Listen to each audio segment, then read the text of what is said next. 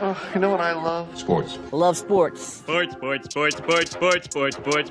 It comes to Texas A&M. Where are you getting this information? Let me tell you. Welcome to TexAgs. TexAgs Live. I feel like I should be listening to the theme song from the Jeffersons. You know, we're moving on up.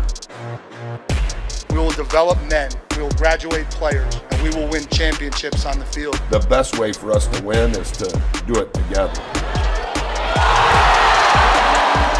He is a guy that has gotten better and better and better. He's just got that dog in him. This one's special. The 12th man this past week was unbelievable. And this is a real program. It's not fake. This is a real place. And if you want to be really good at football, this is a really good place to be. You know, if I'm betting on anybody, it's the Aggies.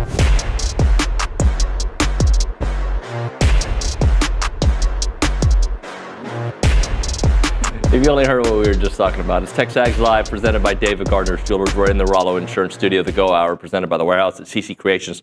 So not just a moment ago, but a few moments ago, we're doing some gymnastics, mental gymnastics, trying to figure out where A&M's going to play in the bowl game. What bowl game? Yeah. Right? And I went to look at last year's bowl games and compared records to kind of figure it out.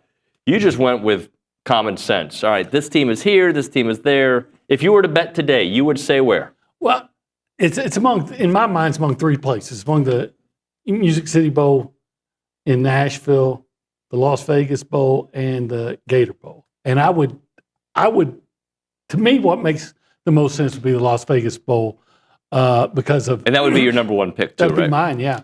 Well, my number one pick, it'd be my number one pick among those three. Yeah, I really like Tampa, and I wish they were going there. Yeah, me too. But I think they blew that opportunity by losing to Auburn, but hopefully not. To me, Las Vegas makes the most sense because of the three the three destinations. I think that's most desirable. Geographical, and I think that the other three teams that are involved, the other two teams that would be involved in those bowl games are Missouri and LSU, and you beat both of them. Right. So I would think if A&M had its preference, and sometimes the SEC does ask certain teams for their preference, in that case, I would hope that they would say Vegas. So A&M's been to, excuse me, they were supposed to go to Jacksonville the year Jimbo decided he didn't want to go to 2021. Game, yep. Right? And they've been to Nashville before. So to me, now, complete honesty, it could be that my reasoning is skewed by the fact that I'd want to go to Vegas. Right. See, I'm not a big Vegas guy, but I think it would be a great place for a bowl game. I think it would be fun. I think it'd be... Everything's close. If you stay on the Strip, obviously, the game will be on the Strip. Like the whole thing it makes a lot of sense. But I think the powers that be should be considering the Sunshine State a little bit more, and more in the central part of the state. Well, if you have that opportunity to go to Orlando or Tampa, I think you absolutely. What did I tell you? Jump at that. Who went to Tampa last year? It was an 8-4 team. I can't remember who I told you. I think you said LSU. Did you not? It was an 8-4 team. Whoever it was, they were an 8-4 team. So, but you only had 14 teams in the conference last year now instead you have of 16. And you had what? Missouri, Alabama was in the playoff. Missouri was in the Cotton Bowl. Right. And I think Ole Miss was in the Chick-fil-A Bowl. That's correct. And I can't remember where maybe Georgia went to Orlando or Tampa. I'll have Nick look that up. He'll tell us here in a second. Regardless, it's probably one of the three bowls you picked based on their record and where things kind of lay. I would think. Here, look, we got 4 teams going into it looks like going into the playoff from the SEC. And if Orlando's the number one destination after that, then it's probably going to be Ole Miss based on having beaten South Carolina. And then I would think South Carolina goes to Tampa. And then the next 3 teams that are all 3-loss teams in conference are A&M, LSU, and Missouri. Yep. And Mizzou, where would they send them probably? I would think Missouri would go to Nashville. You know, if I was proximity. Yep. Proximity works. And then LSU to Jacksonville. Hey, let's run our mouths. 3 things we wanted to see. Brought to you by the Brazos Running Company, your local Aggie-owned specialty running store where you can find Brooks on Hoka shoes, located at the Century Square below the Star Cinema Grill in College Station. OB, not a lot going on. Well, nothing going on football-wise for Texas A&M. So what are 3 things you want to see this weekend? Well, I want to see Georgia beat Texas. Yeah. But beyond that, look, I want to see the Aggies go up to Fort Worth. I want to see them have the same kind of defensive effort that we've been seeing. They were amazing in their last game on defense. And even the last time they were at home, I think, well, next to last, when they were against Ohio State. So I want to see them have that kind of defensive showing. I want to see them be able to get to the free throw line because it's such a staple of their offense. So get to the free throw line like 30 times. And, I think I want to see, you know what? I want to see Henry Coleman in double figures. The Aggies are undefeated with Henry Coleman scoring in double figures. So mine are going to seem very similar to yours. The 3 things I want to see, and this is called 3 things we want to see. Yeah. I want to see a Central Florida Bowl. That's what I want to see. Okay. If you're asking what I want to see, that's what I'd like to see. But and by the way, to make it more about football, I do want to see some of these youngsters play. Right. I want to see another start from Marcel Reed. I want to see it. I want to see him keep growing as a quarterback. I'd like to see some pressure on a quarterback because I don't know who's going to be on that defensive line in this bowl game. I don't know.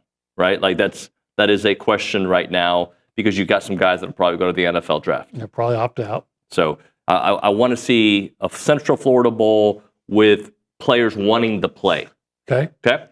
Second thing I want to see a Wade Taylor performance against Texas Tech that we all remember. Like one of those games like, here he goes.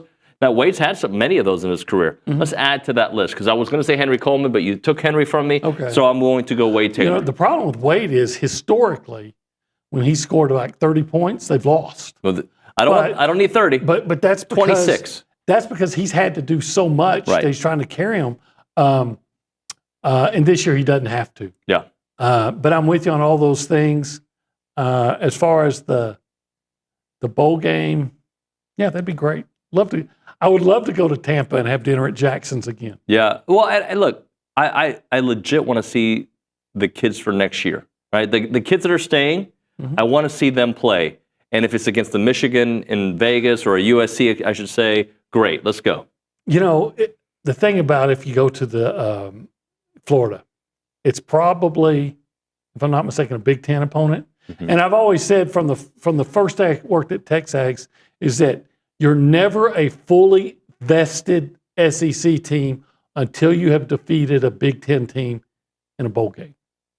Still got that out there. Got to go do it. Got to go do that. And then the third thing I want to see is the exact thing you said. I'd like to see Georgia win. Right?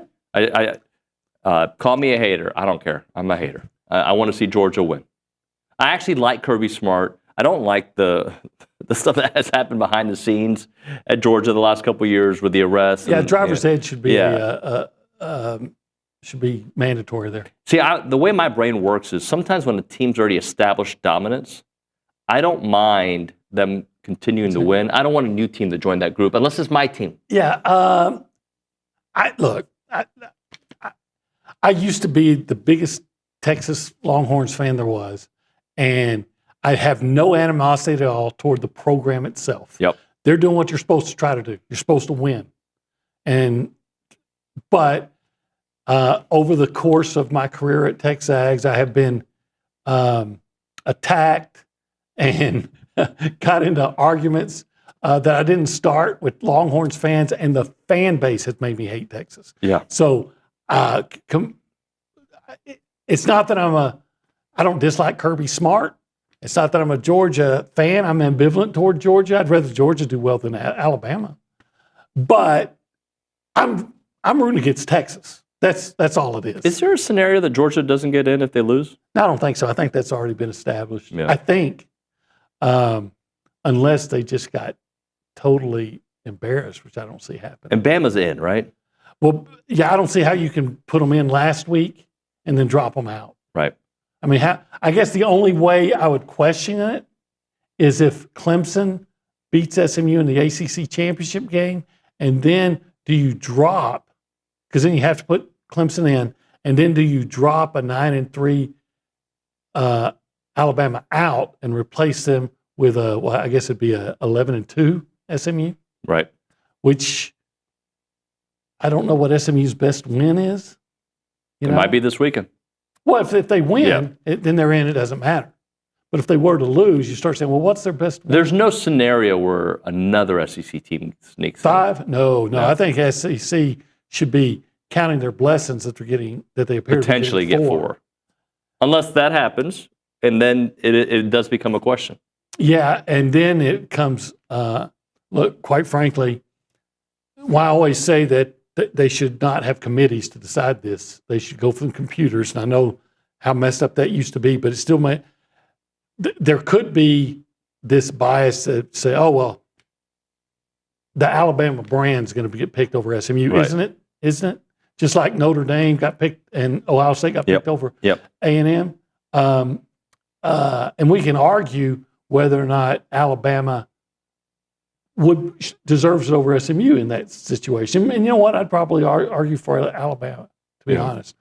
But that said, it almost comes out to there's no argument because of the brand. And I don't think the brand should matter. So we've talked a lot about 4th and 1s and 4th and shorts on this show over the last week, and really throughout several times throughout the season, right? It's not just a one-time thing. And hopefully A&M becomes a team that can get that 4th and short next year as they move closer to what we think is going to be a team that is going to be competing for the playoffs, like they did this year, but get in, I should say. But how about what we saw yesterday in the NFL from the Detroit Lions? Dan Campbell and the Lions yesterday, 4th and inches, they decided to go for it. They could have kicked the field goal to put them up 3 and just had to play great defense. They decided to bank on themselves, get the 4th down and conversion, and then kick the field goal later to ice the game. I'll say this, with Dan Campbell, they're big and brassy, man, because like you said, you could kick the field goal, and Jared Goff was falling. Yeah, he was falling. So it was almost a disaster, and yet he makes the exchange, and I think it's Dave Montgomery. He gets the 1st down and more, and they kicked the field goal with no time left, and he could have kicked the field goal, and it would have left 35 seconds. It left time for Jordan Love and couple of passes, field goal, get tied game. So he was thinking, I don't even want to. How much time was left? Nick, run that back. I just wanted to confirm that. So 43s, so it would have been about 35 seconds. Yeah. Like I said, that called for some stones. I don't know what other coaches in the league would have done that. And he went for it on 4th down like 5 times and got 4 of them, but the one he didn't get set the Packers up for an easy, great field position. I think like their own 30. It's kind of like Elko at South Carolina. Right. He didn't get it, and so set it up. Really short field, and they scored. Well, I like the idea of it when you know you can get it, right? And that's a different thing when you know you can get it or you think you can get it. I like to go for it when you've got that guy, and Montgomery's a really good running back, so they've got that dude. And they've got weren't they running behind Sewell on that play? I'd have to go back. I have to go back and look. And he's a big physical offensive tackle, and so they like their right side of their line, obviously. Hey, it worked out, but again, I bet you 31 coaches in the NFL would have kicked the field goal right there and said, okay, let's see if our defense can keep them from getting a field goal range. So I'm closing in on 48 hours without caffeine. Excellent. I don't know if I like it, to be honest with you. Like, why are you? Just little experiments with myself. Okay. Some experiments. I've gone pretty close to 40. I think I'm like at 46 hours because it was during this show on Wednesday the last time I had any caffeine. Huh. I got some tea, some herbal tea, which is not great. Tea's fine. Herbal tea doesn't have caffeine in it? But I don't have like that, I kind of miss have you ever heard the term sleep inertia? Sleep inertia. I've heard of sleep, and I've heard of inertia. Well, I have sleep inertia, but this one's lasting 24 hours. I got the headaches from the no caffeine. It's not fun, but it's not going to affect the show because we got a fun show planned for you. I want to hear it. Well, Damontre Moore joining me at 9 o'clock. Okay. We like him? Yeah, I love Damontre. Oh, excuse me, 10 o'clock. I apologize. 9 o'clock is SEC Mike on a mobile. He's going to be driving, I believe, to the SEC championship game. So we'll have SEC Mike. We'll have Damontre at 10. and the voice of the Aggies, Andrew Monaco, at 10:35. Oh, that's excellent. Yeah, that's a can't miss. Right now, we are where? Well, we're in the cool zone. The Holistic only planning. cool place in this building right now. It is 312 degrees right now. I'm going to have to be doing the rest of the show in a T-shirt. What kind of T-shirt? It's just a black T-shirt. Okay. You know why Lucci always calls me 9021 Olin? That's you wear that because the black T-shirt. Yeah. Oh, Holistic Planning, Cool Zone. They can take care of your investment, your tax, and your estate needs, and also they can help you invest in pro sports at investinprosports.com. All right, let's go around this room to say hi to the people. If you want to be a part of the conversation, call us up on the Boss Firearms Hotline, 979-693-1150. We go behind the glass and we say hi to the Nick Savage. Nick, good morning, buddy. Howdy, good morning, y'all. What's up? Well, I'm not really sure what I'm going to do this weekend, right? Because, I'll obviously watch Aggie basketball on Sunday. That's easy. But Saturday, I guess, watch championship games and whatnot. But I'm going to be honest with you, David. You told me you needed me to look something up. I completely missed it. What was it? I can do that and get that info to you. I think we asked what bowl remember? game Georgia played in last year. I think is what we said. Georgia. Okay. I'll look that up. Okay. I completely whiffed. I'm sorry. 14 minutes later. It's fine. It's not a big deal. I'm sure we've had 19 texts telling us the exact answer that we couldn't come up with here. Let's go to the Angry Elephant News and Social Center. McKinley Polanski. Hi. Hey there. Y'all? How are you? Good. Yes. Love the awkwardness. The Texas A&M volleyball team opens its postseason schedule this evening as it faces Colorado State in the first round of the NCAA tournament in Desert Financial Arena, with first serve set for 5:30 p.m. The Aggies secured qualification to the NCAA tournament for the 27th time in their history and second straight qualification under head coach Jamie Morrison's leadership. I wonder what Colorado State calls its women's basketball team or its women's sports team. Because, Colorado State's the Rams. And I guess you can be the Rams, but, the Rams are a gender-specific mascot. Right. Rams. Good question. Lady Rams? Maybe. There's a high school, right? Where they're I'm in pretty the Houston sure area, Baytown, where they have the Ganders, and they called their girls the Lady Ganders. I'm like, don't we have a word in our vocabulary for that? Well, I'm pretty sure Elsick High School in Alief. I'm from Alief. I didn't go to Elsick. I'm pretty sure they were the Lady Rams. The Lady Rams. Okay. Okay, so I'm assuming that is the case. Yes. We have some basketball news and some games coming up. The Texas A&M women's basketball team defeated Syracuse 57-45, and two games this weekend. Men's basketball is traveling to Fort Worth, Texas to take on Texas Tech at Dickies Arena on Sunday at 2 p.m. That will be on ESPN2. And women's basketball is playing number 13 Kansas State at home in Reed Arena on Sunday at 3 p.m. on SEC ESPN Network. Awesome. Thank you very much. Appreciate you. All right, we'll hit a break here. When we come back on the program, we'll do a little bit about outgoing players that have at least entered the transfer portal. We'll chat a little bit about that and some of the rumors about them. And then at some point, we're going to play a little pick six. I didn't know we were playing today, but we're going to keep it going.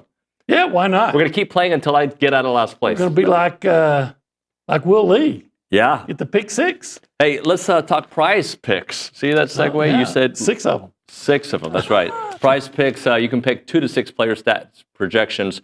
But Prize Picks is basically daily fantasy sports. You're going to pick those more than or less than yards, right? So if they're going to run for or rush for 86 yards, you go more than or less than. They'll pick a number. You go with the more than or the less than. And it's a fun way to just watch these games. Your Aggies aren't playing. Watch these other teams. You can do it with basketball, too. So that when the Aggies are playing, you could do that as well. Sports are more fun with a little action on them. Yeah, well, I mean, yes. Yeah, this is fun action. And this is not, you can get $50 guaranteed once you play $5 lineups by going to prizepicks.com/TexAgs. Use the code TexAgs to get those $50. Again, it's Prize Picks.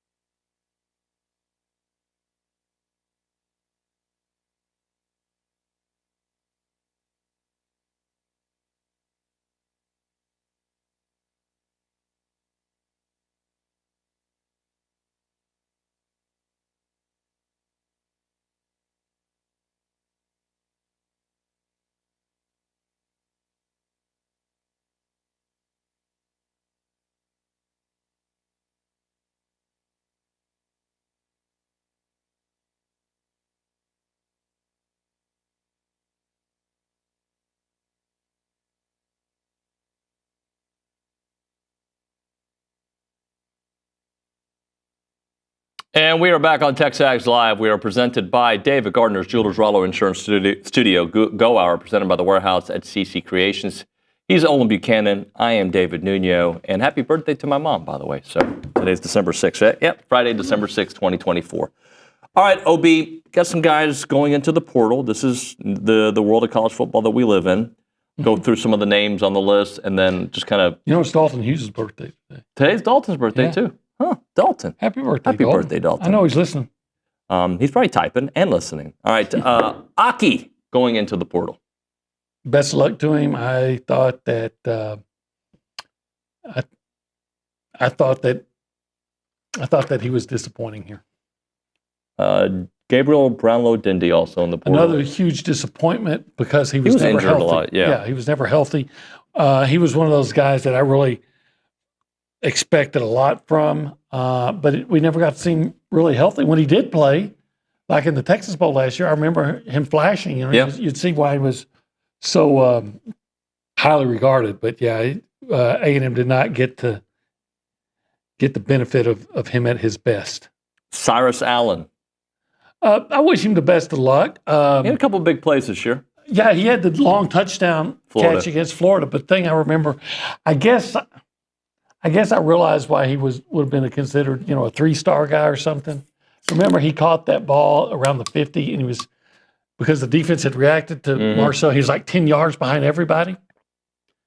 And yet, exactly right. They caught him and they tackled him falling into the end zone. But hey, Cyrus came in here. He made a positive contribution. We appreciate it. And, wish him the best. Wish him all the best. Jalen Henderson, who didn't play this year, but was really good for them last year when they needed him.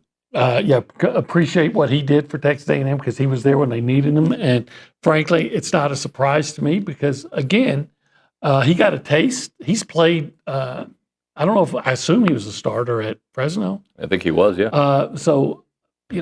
Look, I got another year of college. I want to play. Yeah. So go somewhere and play. Good luck. A gentleman that I believe you met here at TexAgs in the lobby, Jaden Platt, going in. Yeah.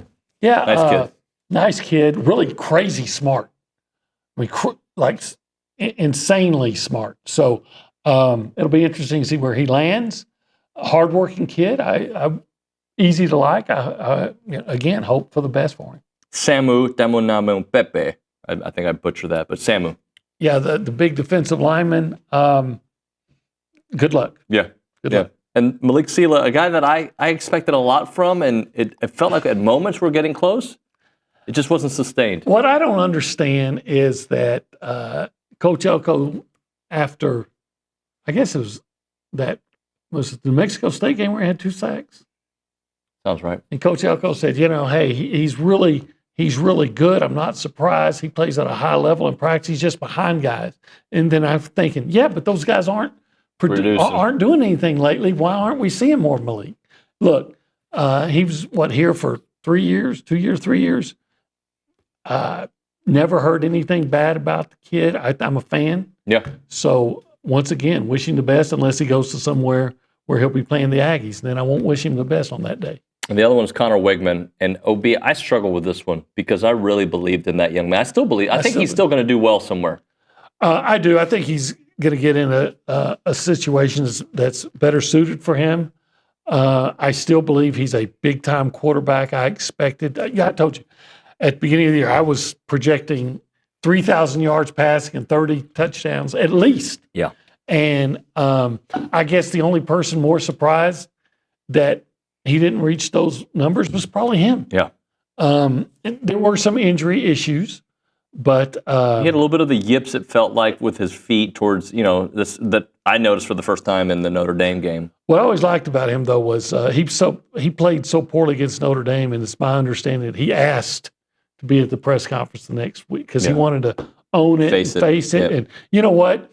The Connor Wigman we saw against Missouri was the guy I thought we'd see all year. And if he captures that consistency wherever he goes, and I hope he does, then you're looking at an NFL caliber quarterback. That Connor Wigman, the Missouri Connor Wigman. McKinley agrees. McKinley? Appreciate that. She's bobbing her head like a bobblehead? Like a dog in the car, Enjoying the ride. Yeah. If A&M has that level of quarterback that you saw against Missouri, it's a 10-2 team. Yes. At least. Yeah, at least. Because, Connor will tell you, he played the worst game of his life against Notre Dame, and it was very winnable. I think LSU might have been worse, though. No, I don't think he was worse against LSU. I don't. I think the worst game was. They were pretty comparable. Well, he had 2 picks against Notre Dame, and I don't think he had. Did he have picks against LSU? Maybe he had 1 against LSU. I don't recall. I just the game, performance against Notre Dame, and there might have been some injury later, but that's the one that I never could understand because it was completely against what we've seen from Connor his whole career. So I read this online. On Three's Pete Naegeli says that the leaders for Connor are Syracuse. Okay. Which, by the they way, like A&M players. And Kyle McCord had a great year. Yeah, Eli's up there. You also have Iowa, Wisconsin, Missouri, and Louisville. Okay, all of them but Missouri, I'm fine with. I don't want him in the SEC, and especially since you have to play them next year. And it says, according to Naco's online, led by Syracuse and Missouri, with a new addition to the list, the University of Houston. Well, that makes perfect sense to me, Houston. Yeah. He's from Houston. So, again, I'm going to wish Connor the absolute best for wherever he goes, unless it's Missouri. Because he would be coming here to Kyle Field next year. Right. And so I'm going to be, then I have to root against him. But any other time, I like the kid. I like the way he carried himself. Again, I thought one of his best Actually, games, we'll be there. Sorry. We'll be at Missouri. Oh, you're right. I thought one of the best games I ever saw him play was the loss at Miami. Yeah. I thought he was excellent in that game. I did too. I know there was, he had the turnover at the end. The 2 interceptions, neither one of them were his fault. Anais falls, right? The first one's going to be a 20-yard completion if Anais doesn't slip. Yep. And the second one, hey, it's 4th down. I would rather you throw it up than just take the sack in that situation. So he just threw it up, hoping for the best. He was excellent in that game. And now a name that's not on this list that I've seen on Twitter chatter, which would make a lot of sense, is West Virginia. If West Virginia decides to hire Jimbo Fisher. I would like that. Why wouldn't West Virginia hire Jimbo? I don't think his salary would be too high. That's just my guess. I could see him. Yeah, you could probably get him on the cheap. Yeah, I mean, he'd be just those country roads taking him home. Would you root for West Virginia in that situation, Jimbo and Connor? I don't. Or would it be too painful? Actually, I might. Is Jimbo the best quarterback coach for him?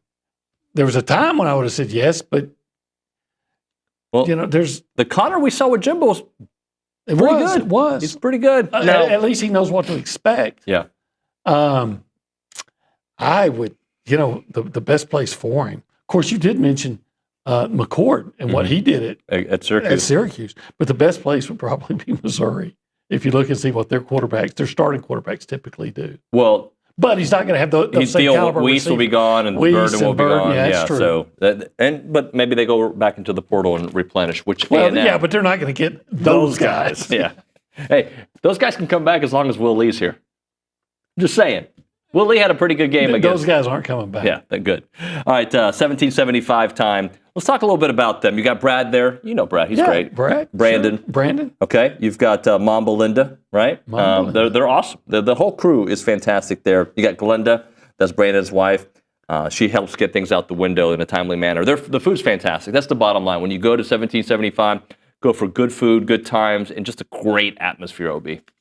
I enjoy it. Like I said, one time Irma and I went for lunch and we met some guy who was a trucker from New Jersey, and ended up having a conversation with him the whole time we were there. And every time I've been there, I saw somebody I knew.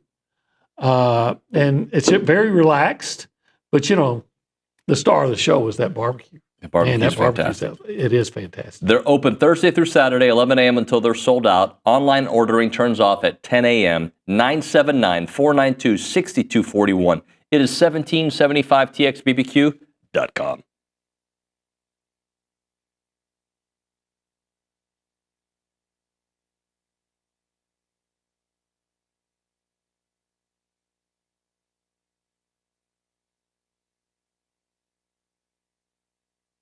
What's up, TexAgs? This commercial break is brought to you by my good friends over at Aggieland Chevrolet, the official automotive sponsor of TexAgs.com and me, Billy Lucci.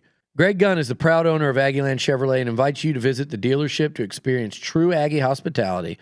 From their friendly staff to the experienced service team, Aggieland Chevrolet is TexAgs approved. Check out the dealership off of Highway 6 in Bryan or go to AggielandChevrolet.com and tell them Billy Lucci sent you by.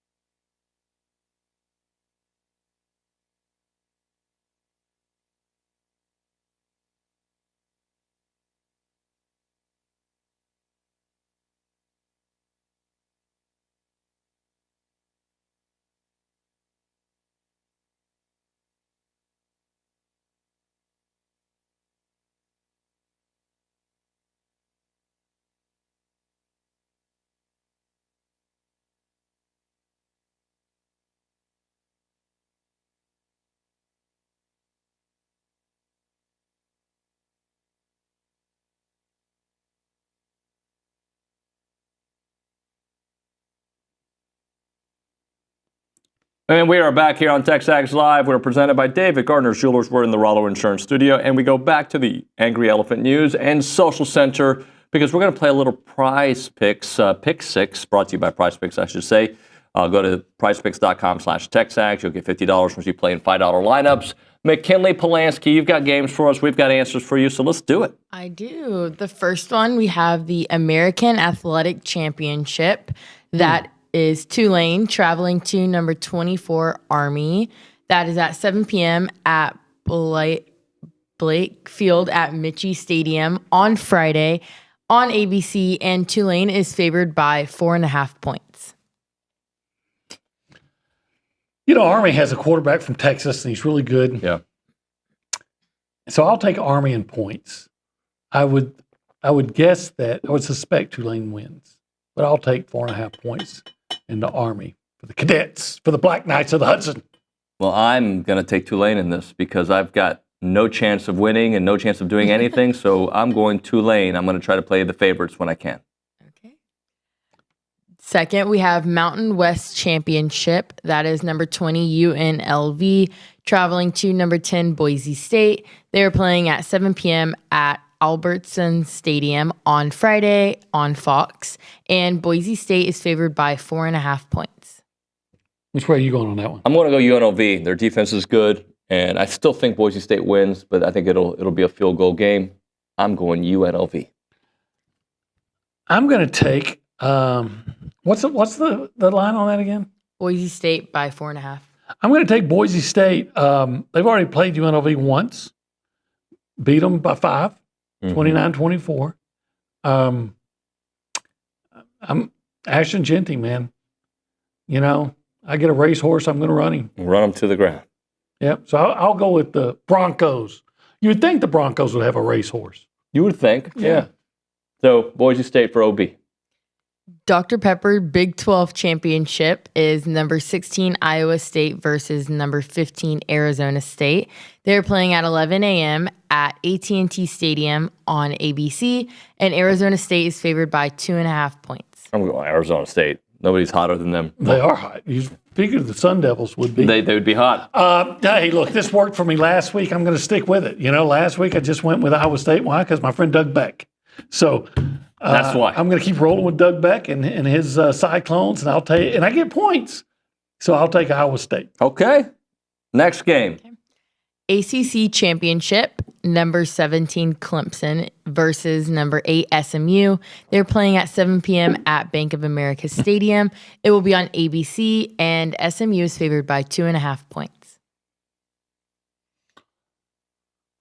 I'm taking Clemson. I'll take SMU. SMU. Yeah, I think they're actually pretty good. They are pretty good. And, you know, Clemson's not bad. They're playing some better football lately. And I'd kind of like to see Clemson win just for the chaos it would create. Yeah. And then you got to, is Alabama going to be in? Are they not? Or, you know, does SMU deserve it? Dabo's sticking it to Bama, his old team. Yeah.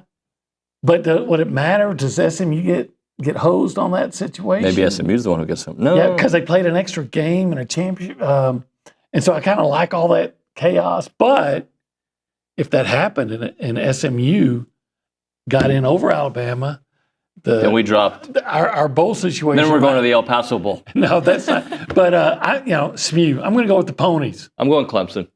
Fighting Dabo. I mean, and part of it is it's kind of a lot of horse theme for me today. Yeah. The part of it for me for Dabo is that even though I don't agree with not going into the portal, I like that he's got a chance to go to the playoffs without getting a transfer player. I just think that's interesting. It's I know it's the ACC, but props to him for that. Yeah. Look, it's not going to hurt my feelings at all if Clemson wins. In fact, I'm going to sit back and watch the chaos and eat popcorn. But I'm going to go with the Ponies. The Ponies. Los Ponies. All right. The Big Ten Championship.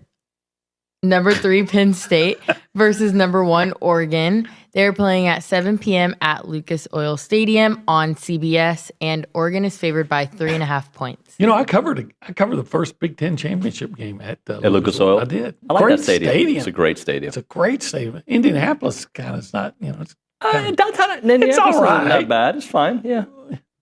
What are you going to do there? I mean, the stuff that I do everywhere. I could go have dinner and go home. I could be in Yellowstone, Montana. I'd be fine. Like my life is exactly the same no matter where I'm at. Yeah. Anyway, go get a steak at St. Elmo's and then go over to the shrimp. game. You got to get the shrimp cocktail. Oh, my God. And then you go to the We got in trouble for that once. Did you? Because I think our bill was probably a little high. Yeah, I think the shrimp itself's like $50 or something. So I'm going to take Oregon. Whack. Okay. Quack. Can you do that noise? No. Please, You just can't one time. quack. Just try it one time. Everybody. Nick's going to do it. I'm going to do it all. No, you gotta go Quack. first. Quack. Quack. Come on. Keep the camera on her. I want to see what she does. Quack. Damn it. Quack. I want a little, fine. Okay. You try to keep it professional. And who are you going with, David? I'm going to go with Oregon. Okay. Yeah. Oh, yeah. But can you quack just one time? Quack. Like real quack. I don't even know if I know how to. Wait, you don't know how to quack? Okay, after this. The SEC champ. I'll remember on the rewind, just for the record. Okay. The SEC championship is number 5 Georgia versus number 2 Texas. They're playing at 3 p.m. at Mercedes-Benz Stadium.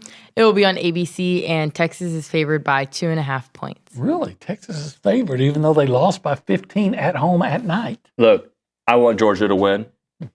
I think Texas is going to win because I can't have nice things. Well, I'm going to take Georgia. I do know that Texas is playing well, and I know their fans are going to turn out. They're going to have all their bottles to throw. But there's just something about Georgia in big games. So I was having an interesting conversation with my buddy Rick about Georgia didn't look good in their last game. They didn't. And what my questions about, I still have some questions about Texas. While I think they look like the most complete team that I've seen this year, right? My questions are, but you haven't taken on a really good offense this year. And his response to me was, well, maybe we make their offenses look bad. I go, everybody's slow down because you're taking on backup quarterbacks. And if you consider the A&M, I know the A&M offense was scoring points. His response to me was, but A&M scored whatever it was, 30 plus points against Auburn. I was like, yeah, but that was in desperation mode. It was different. Now, yes, they do get credit for the points, but I don't think we watched the A&M offense this year and thought they were an offensive team. Not after Missouri. Right. In the second half, we were stunned by the change. You talking about the LSU game? Yeah, the second half of the LSU game, we were stunned by the change to Marcel, and obviously LSU was. And I wish that A&M had been an offensive juggernaut. But then we saw them score 20 points against South Carolina. Right. Look, I think there's every reason to doubt, have doubts about Texas. There's also every reason to feel good about them or to doubt Georgia after what happened against Georgia Tech. Yep. They dang near lost. And if Haynes doesn't fumble or if they call targeting on that play, they probably do lose. But, it's just something about Georgia in big games. They bring I just don't go against Georgia in big games. Maybe Texas is I won't be surprised if Texas beats them.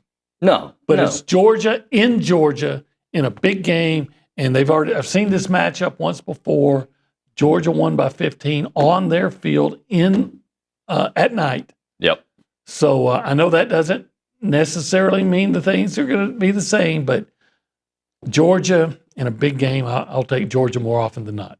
All right, we're going to hit a break here. We'll come back with Bank on It on the other side. Right now, you're really good at what you do, and Rollo Insurance is great at what they do, and you're probably great as well.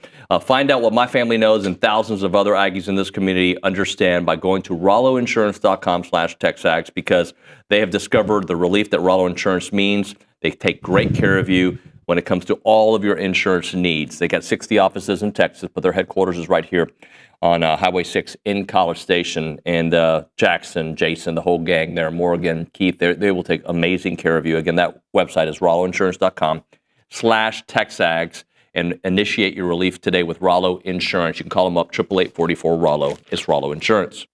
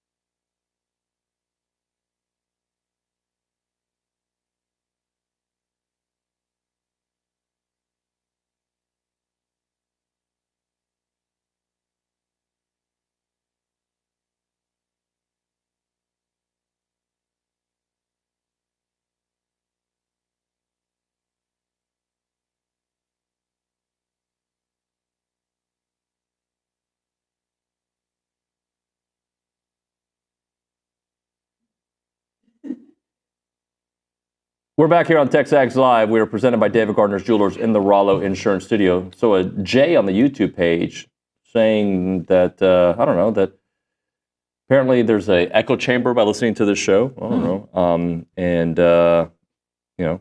Nobody wanted us to go 8-4, that's for sure. I sure didn't. No. Especially predicting 8-4. Maybe I'm reading it wrong, but predicting 8-4 is different than wanting to go 8-4. And I do remember, and we talked about this at the beginning of the year, I predicted them to go 9-3. I thought they'd beat Auburn. I thought they would beat South Carolina. And then I thought they would win at least one of the 4 big home games between Notre Dame, Texas, Missouri, and LSU. And they ended up winning 2 of them. So at one point, I thought I was golden. Of course, we all thought they were headed for the college football playoff. Hey, win 2 of their last 3 and you're in, or 2 of your last 3 SEC games, and it's not going to matter. And then what do you know? You didn't win any of them. You don't. Hey, let's just do this. Let's bank on it because we got to pay some bills here on TexAgs Live. Bank on it, presented by Vera Bank, an authentic relationship-based banking built for real life. Go see Joel Jackson and the team. Learn more at verabank.com. OB, what are you banking on? I'm banking on that basketball team playing really strong defense against Texas Tech. They almost always do, especially in Reed Arena. And obviously, this won't be in Reed Arena, but I think they're going to. I think defense is going to travel, and they're going to go up to Dickey's Arena and play a real strong defensive game, and that's going to. I think that defensive effort is going to pave the way for the Aggies to win yet another basketball game. What would that be? Would that be a 4th straight victory? Yeah. So I'm banking on defense paving the way for a 4th straight victory. Hey, hopefully the offense will break out of whatever shooting issues it had in this last game, and the turnover issues will be completely declined, and therefore I won't even have to worry about no angst. But I do count on that defensive effort. Jackson in the back put a little note for me. He goes, since I think Jackson put this in there, since Henry Coleman was inserted back into the starting lineup, he's averaging 12.7 and 6. So I'm going 14 and 8 this weekend. 14 and 8 for Henry Coleman. For Henry Coleman. That's what I'm banking. Well, again, they're undefeated when he scores in double figures. So score double figures, Henry. Or actually, and I like the decision to go to the paint more. Something we hadn't seen in the past. And they have a reason. Henry's healthy. The new kid, Payne. Yeah, Pharrell Payne. He's not scoring in bunches yet, but you can watch him. But there's a presence to him. And you can see that he's more offensively skilled than they've been. And it just makes sense. Yeah. He gets Henry, his first basket, I think Logan was talking about that yesterday. The hook? Yeah, that jump hook right away. Yeah. And but he's doing a great job and just doing what he always does, what needs to be done. And a lot of it is offensive rebounds, putting back. So, yeah, I can see you banking on Henry. 14 and 8. That's my goal. That's He's my a banker. He'll probably be a banker someday. Yeah, he'll be a CEO. He'll be whatever he wants to be. VP of banking of Vera Bank. Hey, this is Joel Jackson. He might join your team at some point. All right, McKinley, what do you have for us there at the Angry Elephant News and Social Center? I'm sure we got a text or two. Yes. We have one from a 979 number saying Texas has picked up on that tell days before the game. Maybe that's something y'all were talking about. Texas picked up on that tell? Intel, maybe? I guess. I don't know what that means.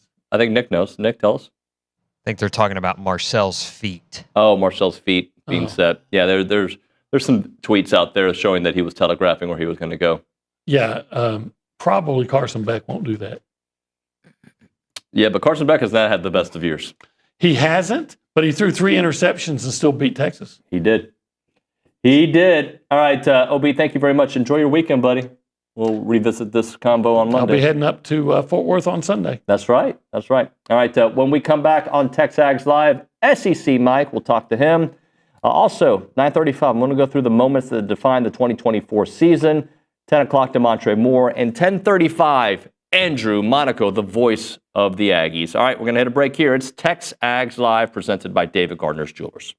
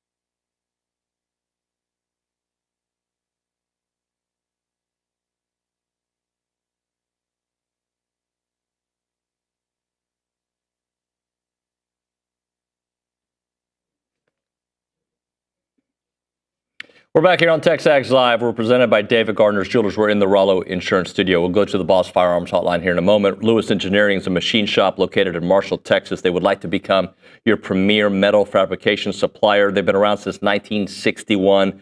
Lewis Engineering has supplied the Defense Department, aerospace, automotive, and oilfield industries with quality metal components. Doug Lewis, class of 2004, he's the guy who's in charge of it now. His great-grandfather started it during the Vietnam War with those signal flares. They've been doing a lot of great work. They specialize in high-volume production as well as close-to-tolerance projects. And they want to invite you to outsource machining to a company that many Fortune 500 companies have trusted over the last 63 years. Feel free to call Doug at 903-938-6754 or visit lewisengineeringco.com. All right, we're going to go back to that Boss Firearms Hotline. SEC Mike is on his way to Atlanta, and we say hello to Mike. Mike, good morning, buddy. Hey, David, how's it going, brother? Oh, we're okay. We're okay. It's been an interesting week because not surprised by the outcome, even though I did pick A&M to win that game. Not surprised by the outcome. Texas was just a significantly better team, not only that day, but they've proven it all year. What were your takeaways from A&M's season, this 8-4 year that it was in year one for Mike Elko? Well, your audience probably not going to like this, but because I know there was progress gained, but it feels like a lost season is too strong a word, but just it feels like a lost opportunity because 3-4 weeks ago, A&M looked like a lock for the playoff. They looked like a lock for Atlanta, and they kind of let it slip through their fingers a little bit. So again, there's much to be gained, but it's very easy. I've said it. I think A&M's on the rise under Mike Elko, but as we all know, there's I was about to say 15. I don't know about Kentucky and Mississippi State, maybe Vanderbilt, but there's about 12, 13 other programs that they're going to work just as hard as A&M to get back up there, and you just never know when you're going to be leading the SEC heading into November, which I believe the Aggies were. Yeah, interestingly, I think most of us predicted that this kind of season could happen when the season started. But when you start off 7-1 and you've got road games that South Carolina, always difficult, and Auburn, you still think at a 7-1 A&M team would have capitalized on those even if they were to unfortunately lose to Texas. Right. And I have, I've heard some people make the lazy argument that it's somewhat of an indictment on A&M compared to Texas, who's in year one's already in Atlanta and A&M's not been there. I mean, yeah, certainly people are going to say that, but really this is one program in year one and another that's in year four. So I don't take anything from that other than to say Mike Elko is a heck of a lot further along than Steve Sarkisian was year one. So, again, the future's bright, and I think of teams that we're projecting next season to be college football playoff contenders, SEC championship contenders out of the SEC, A&M is firmly, I believe, in that top five group that's going to do it next year. I'm not there yet, Mike. I got to see some changes. I believe in Coach Elko. This program feels completely different now than Jimbo, and I love Jimbo, but you could tell that organization was not run the way that Mike Elko is running it. But I still have my questions because they've got to get some wide receivers, and they've got to replenish probably a defensive line that's going to see a couple dudes go to the NFL draft. Yeah, certainly. But that's why we got the portal coming up, David. And I imagine A&M is going to be pretty active in that. Again, I liked what they did. They lost some guys in recruiting, but then they flipped the switch on some marquee guys down the stretch. And I know you're well aware of all that. But, again, a solid class, and this is a foundational class of a lot of depth that basically hit every position, which you love to see. And, we can make injury excuses for just about anybody, but have they not suffered injuries at running back? I think this is probably a different season for A&M, but that just gives you an indication of where they need to get better. They need to get better with depth across the board. This sounds like an excuse, but I don't mean it as an excuse, Mike, but I do believe if Le'Veon Moss is there, and you can't live in that world, I recognize that, but I do believe they convert one of those fourth downs that they went for, if not against Texas, against South Carolina. One of those I feel much better about if Le'Veon Moss is there, and who knows how that kind of changes the momentum. If it's the Texas game, you get 7 points, or you get, at either time, or even against South Carolina. Yeah, exactly, and that's why I'm so high on what is going to come. Because again, I think that the most disappointing thing about A&M was, I mean, aside from the losses, obviously, but what led there was the defense. Late in the season, kind of, again, I don't want to say collapse, but I don't understand how Auburn gets up on you 21-0. I don't understand.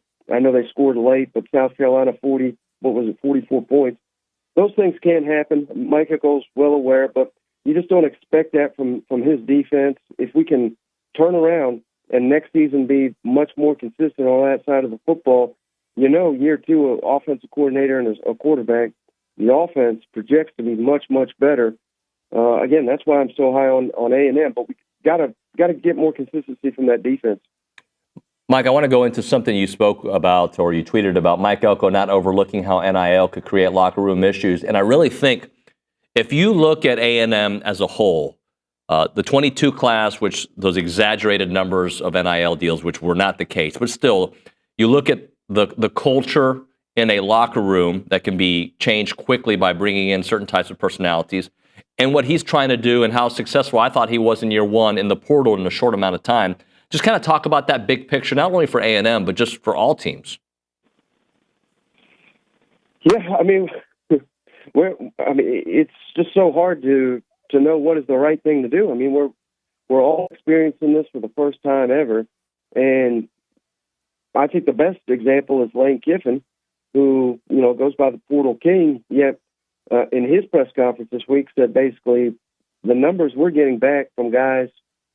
I don't even know if they're in the portal yet, but I guess they're going to be guys that are in the portal or soon to be in the portal, and the numbers they're looking at, he says they're astronomical, and they've kind of pivoted to where they need to go more high school. So it's weird to hear the guy that goes by Portal King say stuff like that, but it's a moving target, and I've heard it described as they're trying to land an airplane while they're building it. So I don't know what the strategy, the correct strategy is or isn't, but it does bother me, and I've called out Hugh Freeze, I've called out Brian Kelly. When you're making $100 million and you say this can't be about money, I mean, you just can't have it both ways. I mean, it is what it is, and if you want to sit here and complain about it, well, I mean, you can go coach high school football, because the rest of the teams that are trying to get over that top, they're going to be spending a lot of money, so that's just a part of it now. We're talking to SEC Mike here on TexAgs Live. Mike, how do you see this Georgia-Texas game going? I think Texas. I like Texas. Just their defense is undeniable at this point in time, and Georgia certainly seems to be limping into this thing. And he never come out and say this, but when Lane Kiffin made the idiotic comments that they didn't want to go to Atlanta, well, thankfully they don't have to worry about that, and probably never will. But he said, I've been talking to other coaches, and they're saying the same thing. He's talking to Kirby Smart. They're pretty tight. So, again, Kirby said the exact opposite in public setting, but if Georgia had their way, I think they would use another week of bye, because they're really banged up right now. I know Georgia kind of dominated them last showing there in Austin, but I think that'll give Texas not only the motivation, but to know where they need to correct their issues. When Kelvin Banks, their outstanding left tackle, went down, I didn't even notice a drop-off, David, in the A&M game. So, again, we don't even know if he's going to play. That certainly could be a huge factor in this game. But Texas is so good on both lines of scrimmage right now, it's hard to pick against them. I'm picking Texas to win because I think they look like the most complete football team. But I still do have, and this is where I do the Nuñoism, where I go from one side to the other quickly, Mike. But I look at their defense. I think their defense is as good as advertised. But I don't think they've taken on a real offense. Am I wrong? No, I don't think you're wrong. But I don't know that Georgia's a real offense either. Right. I mean, they're not elite in any categories. I know Carson Beck's been playing really well the last 3 weeks. I believe he's got 941 passing yards, 11 touchdowns, 0 interceptions just the last 3 weeks, and he's only been sacked 3 times. So that was paramount. Ole Miss got after him, and he looked completely shell-shocked. Alabama did the same thing. So I think that'll be a key to the game. How upright can Georgia keep Carson Beck? If he has time, if he stays on a heater, certainly Georgia can get this done. But I watch Georgia, and I don't even see a national championship contender. I really don't, which is wild to say given the last couple of years. But they've just not showcased that more often throughout the season. If Texas does take care of business against Georgia and they beat their best win to date as the 8-4 A&M team, unless you want to say 6-6 Vandy, then there won't be any more questions, right? Like if they take care of Georgia, because I thought they were the better team in the second half of the first game, and now that game was out of hand, but they made it interesting for sure for a short while. But let's just say Georgia does win. What does that say about Texas this particular playoff? Well, I think they would be fortunate that so many of the other SEC teams shot themselves in the foot because let's say Ole Miss doesn't lose to Florida. Let's say Alabama doesn't lose to Oklahoma. I know we can what-if all these teams. If we're sitting here and Texas has not have a single ranked win going into the college football playoff, even at 11-2, I'm not sure they'd be a lock. Now, they are a lock because those other losses happened, but I think it's certainly fair to question their resume and just how good they really are.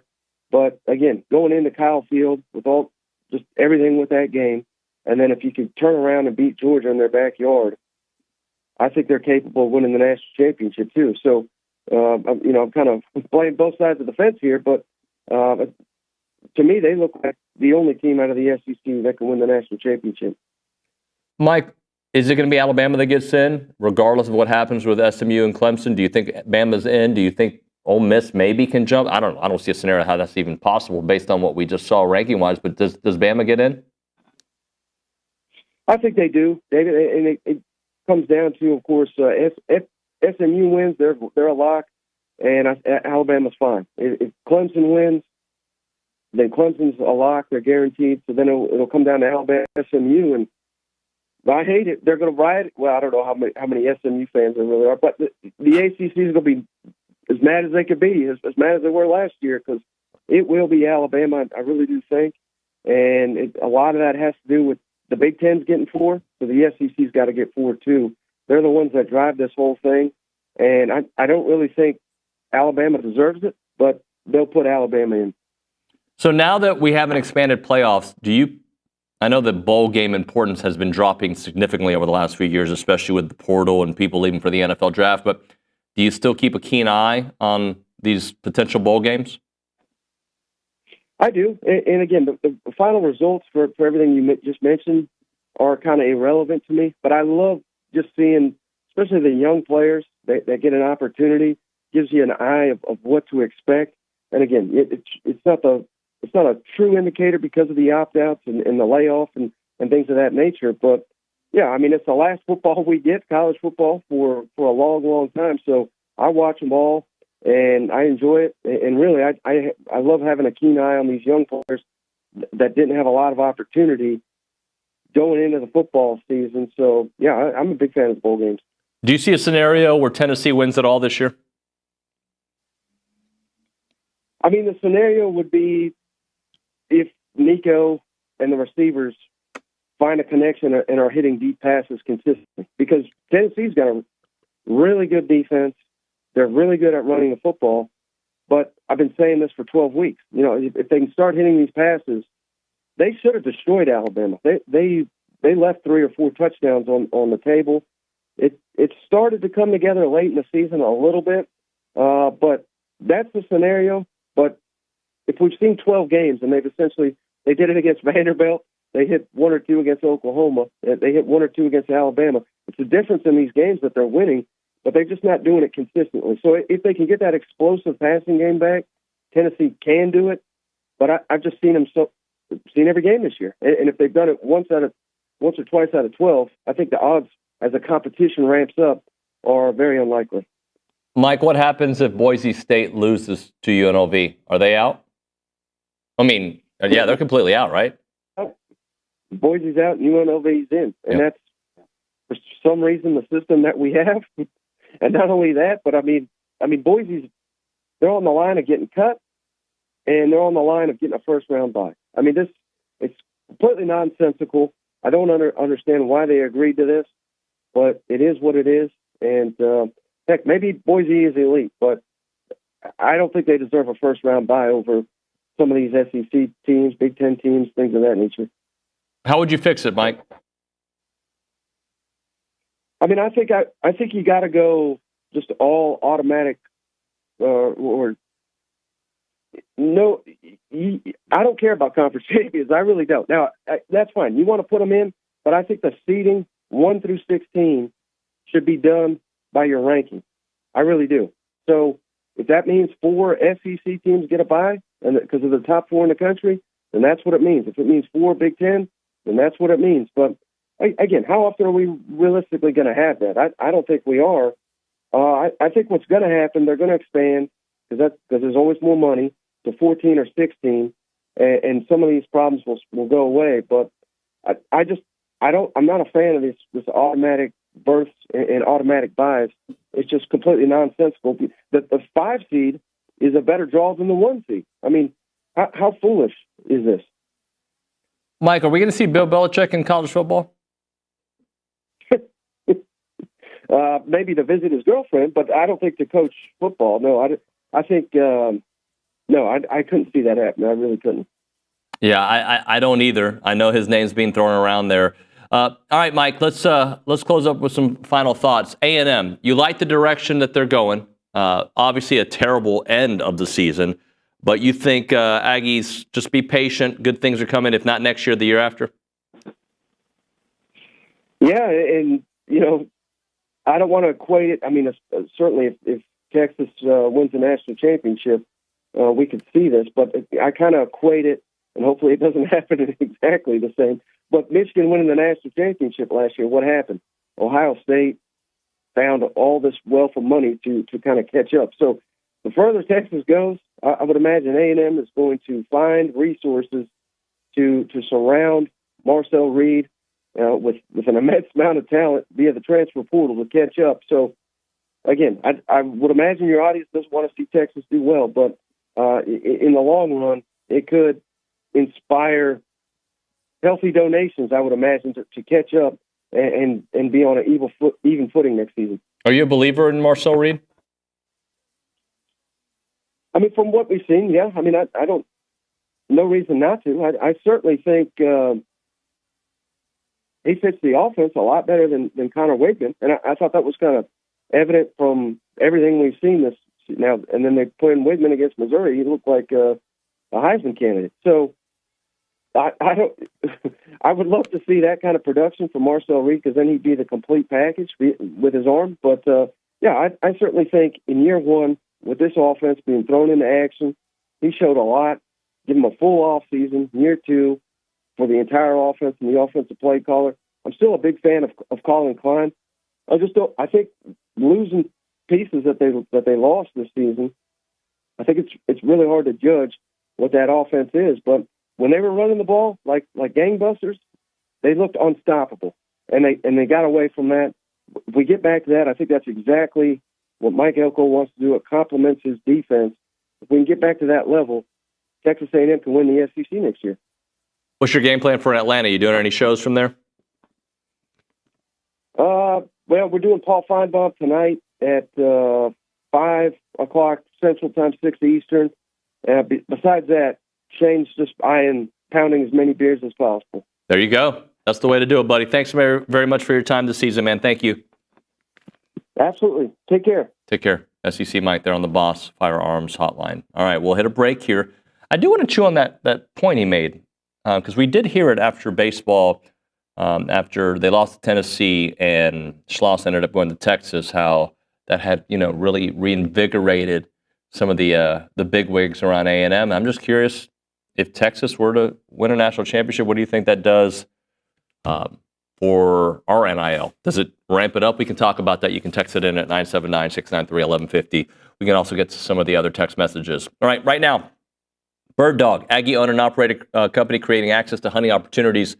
We went to Brady, Texas about a month ago, had a fantastic time. They set up the hunt. They set up a private chef. They had us at a 5-star ranch. It was incredible. Roger Krager performed. That's what we did. You can do your own thing, because Bird Dog is going to tailor it to what you want to do. They are an Airbnb for hunters and for ranchers, right? So you put your ranch on there, and find your hunt on there and get your buddies and let them handle all the logistics where all you have to do is worry about the hunting and the fellowship and the good times, right? That's what they're going to set up for you.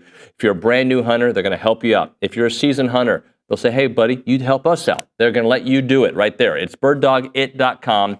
They like to make memories hunting in the outdoors, something that everyone should experience, and excited to get the next generation of hunters out there. birddogit.com.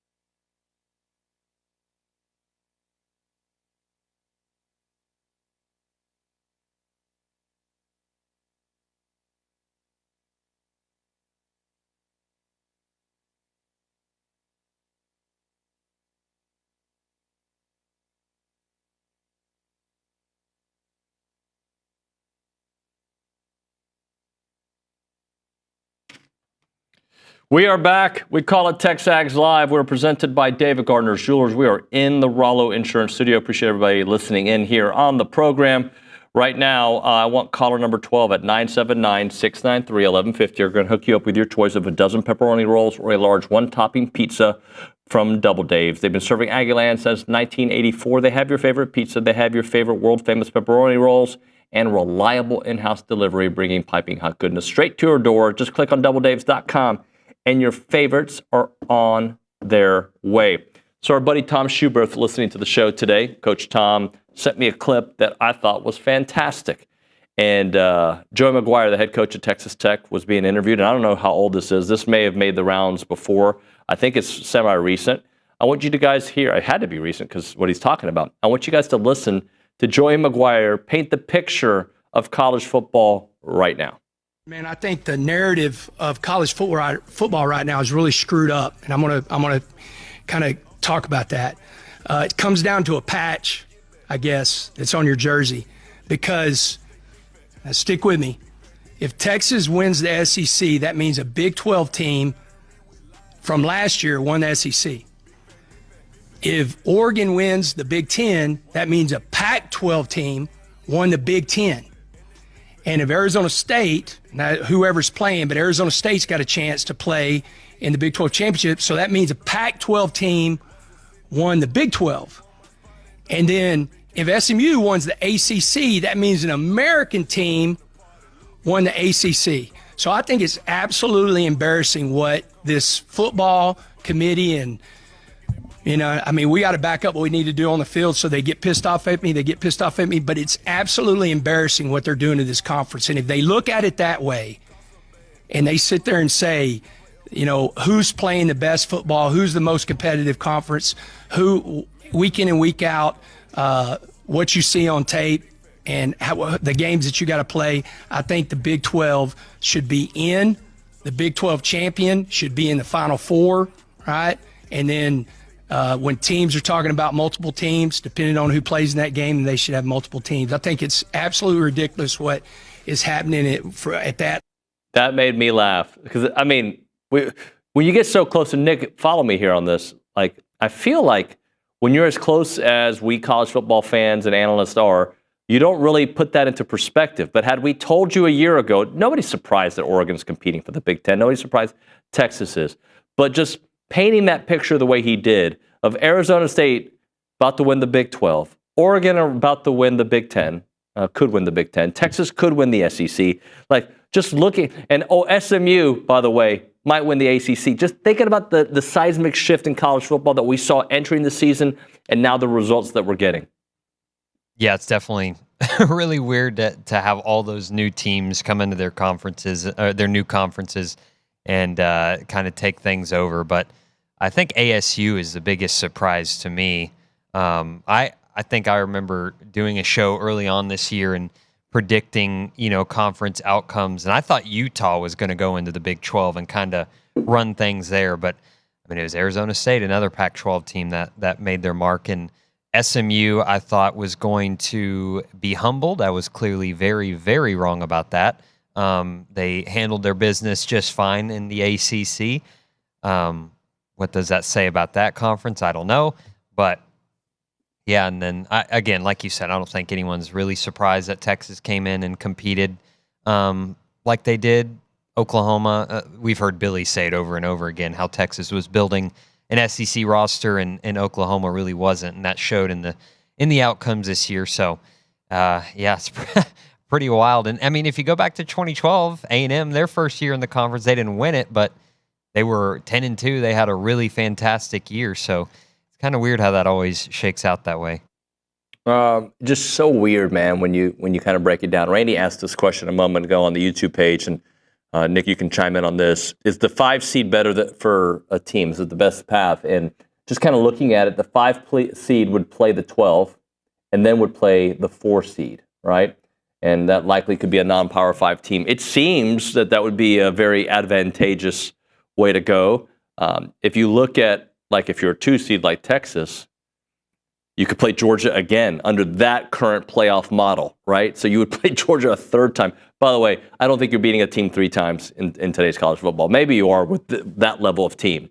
Or you're taking on Indiana. I don't know, man. I look at that, and Oregon. They would take on. Is it the winner of Tennessee Ohio State? How I'm seeing that. So correct. Yeah. That would be a very difficult second round matchup, whichever team you get, right? So it seems to me the 5 seed, but I would rather have a bye. Let's be honest. A bye to me ensures you another week, ensures you no more injuries, at least game-related injuries. If you can get a bye, you get a bye. But the path to the 5 seed, it does seem advantageous. Well, the 5 gets a home playoff game as well. Right. But yeah, in this scenario, if the rankings held right now, it would be Penn State getting to play Arizona State. Honestly, I think I'd pick Arizona State because I think Penn State's such a pretender. But yeah, I agree with you, David. I think you'd want the bye because who isn't banged up this time of year? You want the rest and extra time to prepare for an opponent that is playing the week before. But I guess But listen to this, Nick. If that's the case, and Texas were to lose to Georgia, and they get the 5 seed, the way it's constructed right now, they would get Arizona State and Boise State. It may make more sense.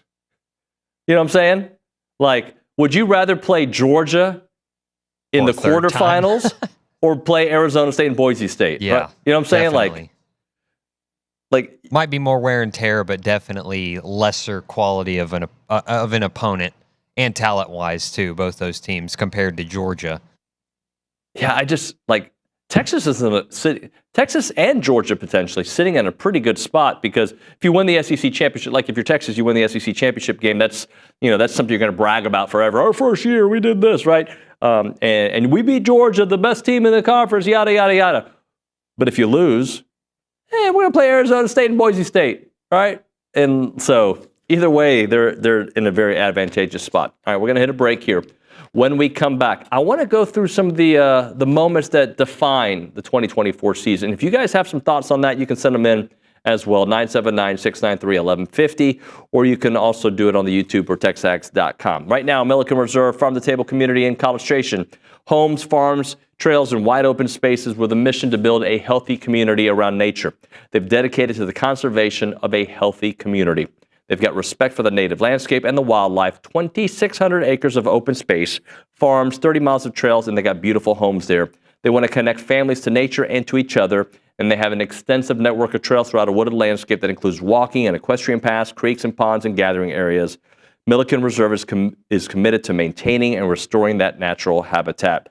Go there for all the natural settings and connect with your family. Go hiking, biking, canoeing, kayaking, equestrian trails. You name it, you can do it there at Milliken Reserve. You can learn more at millikenreserve.com. That is millikenreserve.com.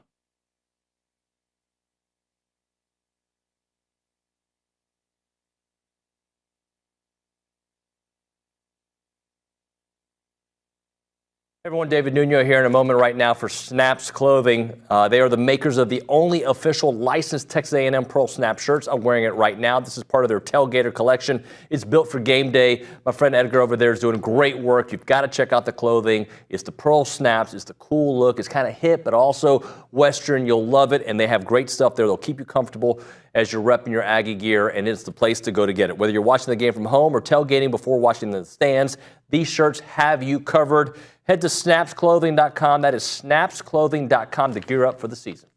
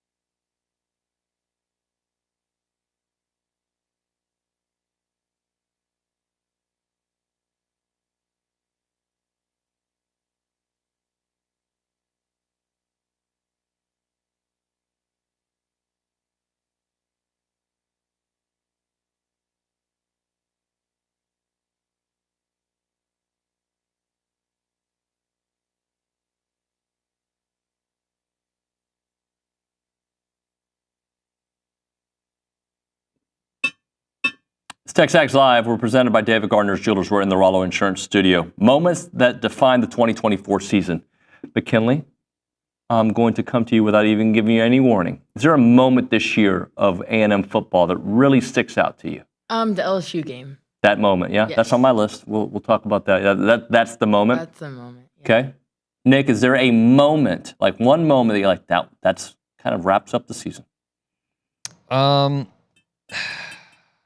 Feel like, are we going positive or negative here? Any way I want to go with it? Well, I have 6, and to me, these 6 define the season. Yeah. I feel like I know I've seen your list, obviously, and I have all the clips, the B-rolls of it, but I think the South Carolina game, more so just maybe falling behind like they did in that one, kind of did them in and maybe kind of started the skid that they finished the season on. So that's where I'll go with that. I kind of cheated. I know that's a big moment. Well, a couple things. I just saw Kay Naegeli randomly just pop her head over there. Hey, Kay. I don't know what that is. What is that? What does she do? I think it's a Lions helmet. Oh. Yeah, it's a Lions helmet. They like to pester me. Go Lions. Yeah. So you've heard me recently, because I don't know, I think I heard it somewhere and I've been using it, compliment sandwich. You've heard me say that? I have. You know what that is, right? Explain. Compliment sandwich is you give you give a compliment in the beginning. The meat part of it is like the harsh truth, and then you end it with a compliment. A&M season to me was the reverse of a compliment sandwich. Started off bad, ended bad. The middle seemed pretty good, right? And so that's how I kind of went through it. So the first defining moment of the season kind of put you behind the 8 ball, and that's that game against Notre Dame. And in that game against Notre Dame, Connor Wigman, according to OB, that was probably the worst game he had seen him play. I don't know if that was, or the LSU game. The LSU game, he got benched. He could have certainly gotten benched in that first game. But Connor opens that season flat against Notre Dame. 12 of 30. He threw 30 times for 100 yards in that game and just 2 interceptions. I mean, not just 2. He had 2 major interceptions in that game. So to me, that's one of the moments that really defined the season, because we were thinking to ourselves, you win this game, you're going to be able to go until this date and be undefeated. And by the way, they did, after that game, win 7 straight games. But we also know what happened after that. The second part of this, to me, second most defining part of the season was the Florida game. And that Florida game for 2 reasons. The biggest reason was that they ended their road losing streak that was almost 3 years, right? That started in 2021 on the road at Missouri, the last time they had won a road game. And then it took all the way into 24, and it took a backup quarterback who we weren't sure who was going to start in this game. Is it going to be Marcel? Is it going to be Connor? There was questions. Then we see Marcel getting ready, and he starts off that game. And in that game, he had a couple real nice touchdown passes. There was the initial one to Theo, 29-yard touchdown to put them up 10-0. And then the one that I think most of us will remember, because it was I was hoping at the time it was going to be a sign of things to come. It was the 73-yard touchdown pass to Cyrus Allen, and that put them up 26-7. And if you remember that, Florida had opened up the second half and scored. So it wasn't a game, but they were starting to make it a game. And so that went from, what was it, 19-0 to 26-7 at that point, and they were able to score. So that to me was the second most defining moment of the season. The third was the very short-lived redemption story for Connor Wigman. Connor comes out against Mizzou, and he just balls out, man. He has probably the best game he's ever had as a member of Texas A&M, 18 of 22, 276 yards passing. They win that game 41-10. And what were the talking points coming out of that one?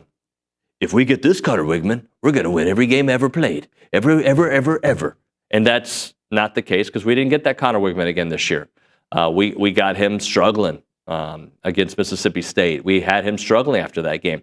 But in that particular game, that Missouri game, he is what a lot of coaches are going to see and like, get me this kid out of the portal. I want him on my roster. But he was fantastic in that game. The fourth most defining moment of the season, and I chose 6. It's kind of like half the year, but like moments that just really pop, that you really think about. And this one to me is easy. The tale of two halves against LSU. And you talked about it a moment ago, McKinley. The first half, Connor was horrendous. He completed some passes, 6 of 8 for 64 yards. But he struggled in that game. He absolutely, the offense didn't do anything in that game. But in the second half, it's the redemption or the rise of Marcel Reed. So we had that moment against Florida that gave you hope if you had to go back to him.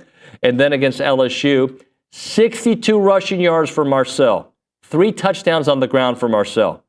He threw for more yards than Connor, only throwing the ball twice. I don't believe they threw the ball in the fourth quarter, if I remember that correctly. But he went 2 of 2, 70 yards in a 38-23 win where they were down, and it felt like they were out of it. But Marcel comes in on that second drive of the third quarter and takes over, and now you're like, all right, we got our quarterback situation taken care of. This is where we go. And I broke up the last 2 defining moments of the season, which they're actually linked. But this is how I kind of, this pops for me. You're 7-1. You're in the driver's seat for the SEC championship game. You're in the freaking driver's seat, folks. And you lose 3 straight SEC games. You lose 2 on the road in a row, right? 2 games in a row on the road. And you're thinking to yourself, oh my gosh, the season's over. I thought we were going to have a chance to go to Atlanta.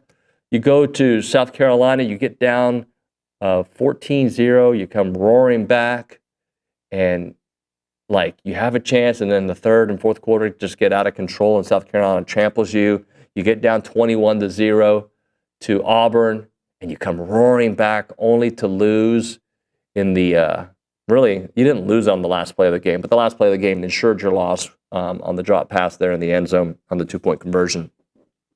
But then the 6th moment was, even after all that, even after you were given another chance, you got a mulligan. Hey, guys, you've lost 2 in a row in the SEC, but because of what you did in the early part of the season, you got a chance to go to Atlanta still.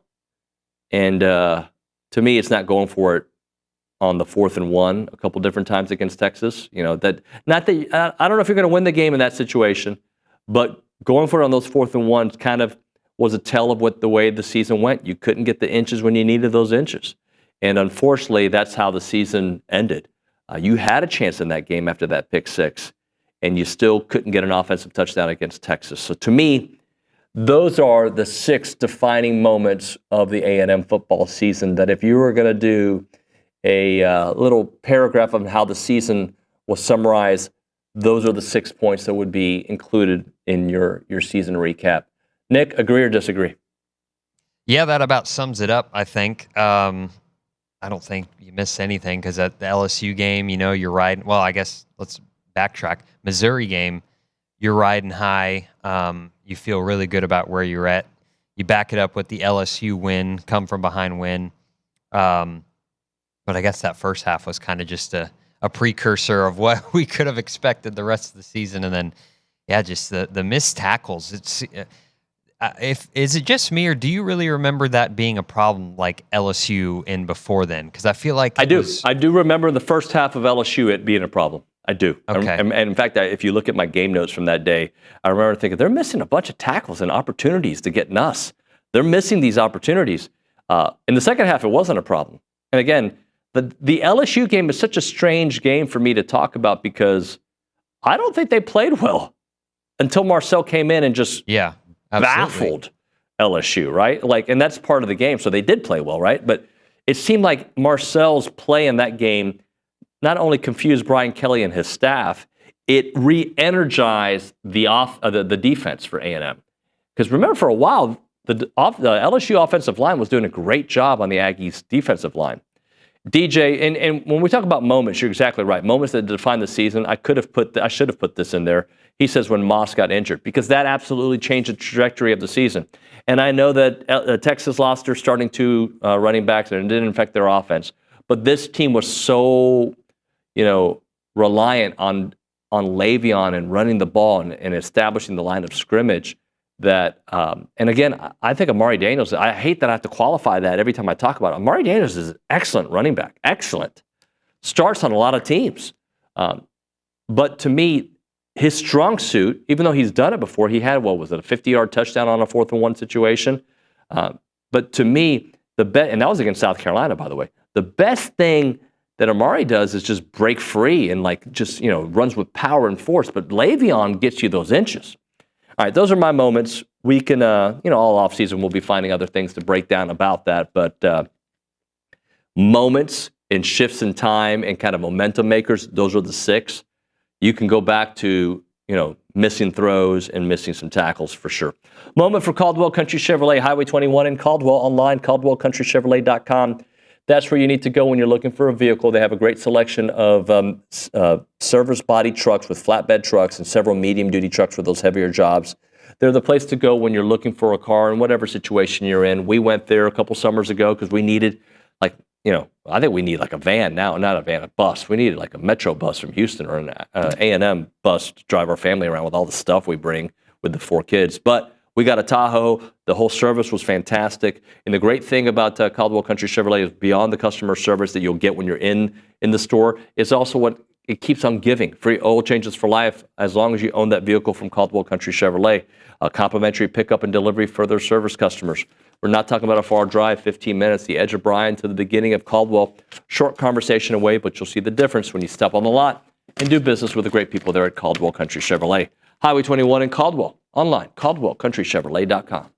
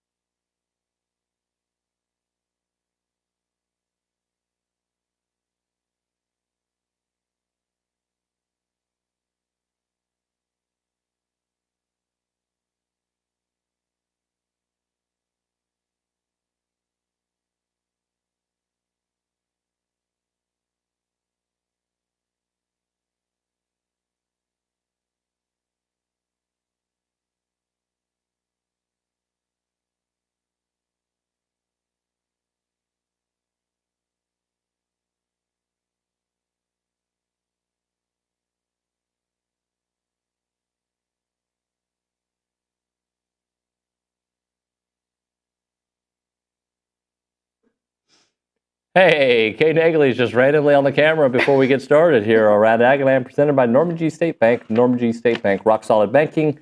The website is normandystatebank.com, and we've got Kay Naegeli there. I would like to applaud David Nuño for being in here when it's 1,000 degrees. It is 1,200 degrees. I don't know how to fix that machine. I kind of just operated it, so we'll see if it gets cooler in here a little bit. But oh my gosh, when you walk from the outside to here, it feels good. It felt like entering a legit sauna. Well, so who needs red light therapy when you can just be in here? You can just do a radio show for 3 hours and just sweat it all out while you're doing it.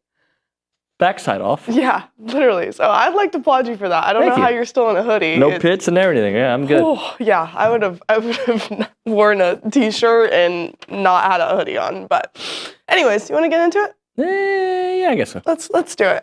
You briefly mentioned transfer names earlier. Just want to mention them again. The Texas A&M players who have announced their intentions to enter the transfer portal. Again, that will open Monday. These guys are not officially in, but they have announced their intentions. That means coaches can start contacting them on Monday.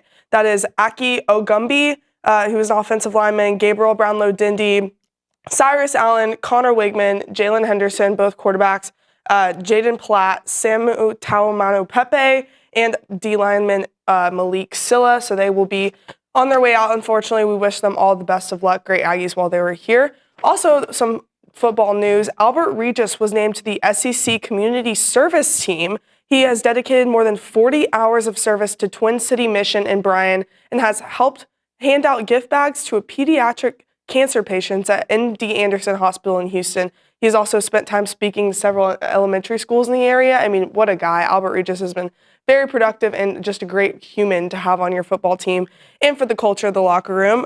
Moving over to some men's basketball. After a win over Wake Forest this week, A&M will turn its attention to Dickies Arena. They will play a neutral site game against Texas Tech on Sunday at 2 p.m. on ESPN. If you want to catch ESPN2, if you want to catch all the action there, we will also have coverage on our site. Then on the women's front, Joni Taylor's Aggies look to make it 3 straight non-conference wins. They will host Kansas State on Sunday as well at 3:30. That one is on SEC Network. And then on the volleyball front, they're going dancing. That begins tonight. They will open their postseason campaign against Colorado State in the first round of the NCAA tournament. And they play in Tempe. If they win tonight, that is at 5:30 p.m. They will play either number 3 seeded Arizona State or New Hampshire on Saturday in the second round of the tournament, and that would be Saturday at 7 p.m. As you can also look up for that.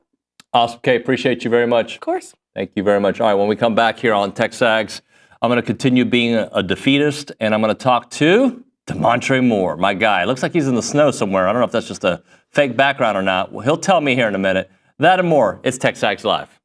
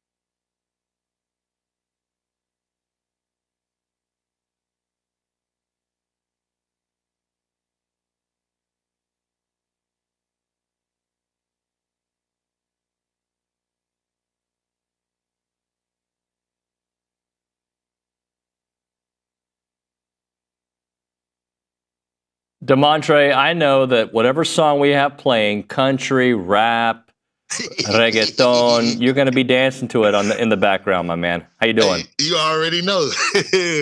What it do, baby? Hey, man. Hey, don't be trying to call me out. It ain't snow. I blew it out the background just in case my neighbors came out. It looks like snow, man. Hey, what do you say? My take was going to be a little hot and cold today, so I said, what better way to do it than do it in the elements, you know? Well, hey, this is TexAgs Live, by the way. We're presented by David Gardner's Jewelers. We're in the Rollo Insurance Studio, and he's on the Boss Firearms Hotline. Damontre, how are we feeling about things? Man, just like this weather outside in this Texas heat, I had to blow the background out just in case my neighbors walked out, but I'm feeling a little hot and cold. If we're being completely honest, I know some of my Aggie fans might hate me for this, but it's like I said, it's hot and cold. It's fire and ice, but it's not the same fire and ice we've had in these previous years under the direction of Kevin Sumlin and Jimbo Fisher. I said a little bit of cold because I am mad. I felt like we could have won those games. There was little things that we did that we shot ourselves in the foot. But when I say hot, I am feeling hot because this is Mike Elko's first year doing his thing, and nobody expected him to have the success that he has had. And he's been proven to be a developer. And if this is the base for us, I think the future is going to be really bright. We had some great commits that signed yesterday. So with all this talent that's coming in, with him having the production that he had, like I said, it's like the elements. I'm hot and cold right now. So we'll see what happens. Well, so the state of the program, you think, regardless of how the season ended, you like the direction it's going? Yes, sir. I love the way the direction that it's going. I wish that, like we talked about through our text messages, I wish our defense could have been playing the way that they were playing at the beginning of the year, but they still showed up, made the plays that they needed to do, but also they were giving up little things by shooting themselves in the foot. But this is the first year up under Mike Elko, not up under him as a defense coordinator, but under him as a leader, the head guy here at Texas A&M. And for him to have the success, to come in, command the locker room, bring in the talent that he already had, and he's given everybody a fair shake. I think he's proven that it's one of those things. The best is going to come in and play. There's no favoritism, and it's going to be just a blue-collar work ethic. And so for me, like I said, I'm really excited about what he did, because if you'd have asked anybody outside of Aggieland, I think we're the only ones that said we expect to playoff or bust type deal. Everybody else was like, hey, who is the unknown name guy that we hired, and what can he really do for us to get us forward? And I think a lot of people slept on us this year. All right, so what went wrong then? The intricacies of being a first-year head coach, figuring out how it's going to go. You have a new offensive coordinator that's a young guy, Colin, that has come in within his own rights. And then not only for him to go in, and with the best coaches, you not only come in and bring your system with you. You bring your system in, but you figure out how can your system work towards the players that you have, the players that you're going to bring in, and then what adjustments can you make? And throughout the year, we've shown that we have been a second half team. We can make those adjustments. I think with a full year up under our belt, full year of knowing who's going to be our starting quarterback, and hopefully, knock on, I wish I had some wood around, but we'll do it in the air. Knock on wood, injuries didn't hurt us. I love what Daniels provided for us in a running back, but with him being as good as he wasn't our best. We had Ruben Owens. He was our third string running back. So for the other two guys that we're going to have coming back that are going to be fully healthy, I think our offense is off of the run. I can get into the X's and O's and break down everything, but for time's sake purposes, what's going to help us in short is going to be comfortability, another year being in that system, and two, injury. If we can prevent the injuries and being comfortable with another year in that system, I think we're going to do better and build off of that momentum of what we had this year. Yeah, so I made the comment that I didn't like going for it on 4th and 1, but I was corrected. It wasn't that I didn't like going for it on 4th and 1. I don't like the timeout and then running it up the middle when the middle wasn't working.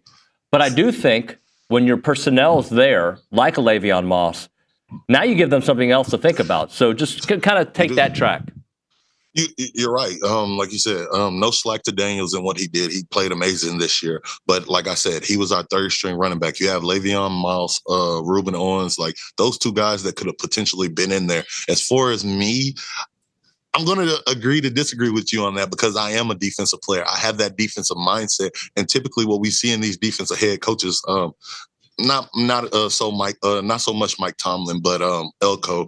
You think about tight ends, guys like that. We're a little more risky when it comes to those things. And for us to have the maroon goon in front, if it's me, I'm going to trust our running back. I don't know about running the same exact play and going straight up the middle, but I might would have switched it up. I think that would have been the perfect time to actually run the zone read that we run all year. And every time that we run it, it's so predictable. And it's like, okay, well, at least if we would have ran the zone read, you would have had the threat of going in the middle, but then you would have also, Marcel could have rolled it out to the right. So when I say that it could have happened a different plethora of ways, it's easy for us being the guys that sit out here looking on the outside in, but in real time, I think he did what he thought was best. And unfortunately, that just wasn't the play right then and there. I do agree with you. I think we should have took the 3 points, trust our defense to go out there and knock them down, and then go out there and hopefully score the touchdown and potentially either have the choice of kicking it and sending it to overtime or going for 2 and winning the game, but leave it all out there. SEC playoffs is on the line. It's like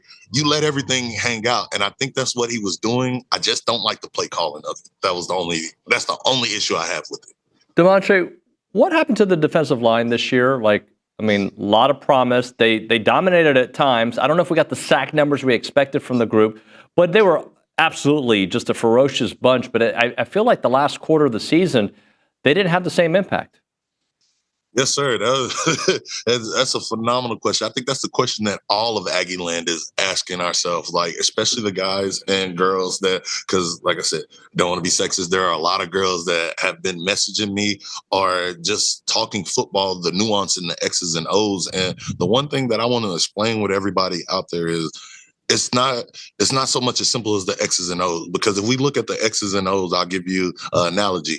You look at the Warriors on paper the last few years, Steph Curry and all these guys, you would have thought they had that success. And for whatever reason, we see that it didn't work out the way that it did because of team injuries and this and that. And I think that kind of happened with us. We look good on paper. I think at the beginning, in my personal opinion, like I said, it's an opinion, crucify me later, Aggieland, but I honestly think that it just came to complacency. My wife tells me all the time, you get complacent, you get replaced. And with this, that's kind of, I feel like what happened at the beginning of the year. I felt like they had a chip on their shoulder. Yes, a lot of these guys came in with big names. We're talking about 2, maybe potentially 3 first-round picks whenever they do decide to come out for their own rights, not to mention the young guys behind them that are backing up.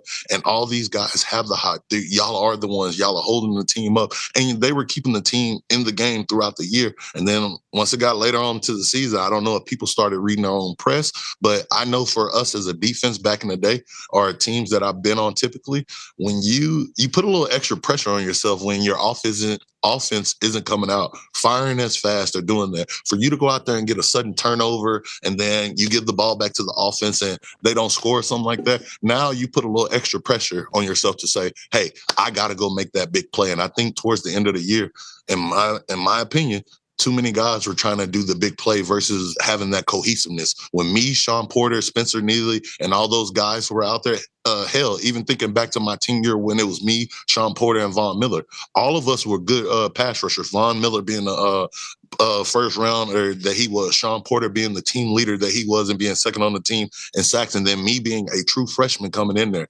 One thing that we had to do all the time was be unselfish. One guy we would tell to go do the move. Von, we need you to go do the ghost right now. Sean, you keep contained over here and we keep our pass rush lanes. At the end of the year, we seen too many gaps in the pass rush lanes. Both of your defensive ends running up high upfield, your defensive tackles trying to get penetration, and that causes seams and gaps. And unfortunately, we had guys, mobile quarterbacks playing week in and week out of the SEC, and a running back to where guys were scrambling or they were doing the quick dump off passes. And now that you get into that panic mode, when you're in panic mode, that's when your technique is gone. And once your technique is gone, we seen at the end of the year what happened. Missed tackles, gaps given up, and we got creased. So they would make the plays, but also it was like I said, fire and ice earlier before we start. Our pass rush this year, that's the best way to describe them. Fire and ice. They have the potential to dominate a game, but also the ice because they miss quite often sometimes towards the end of the year.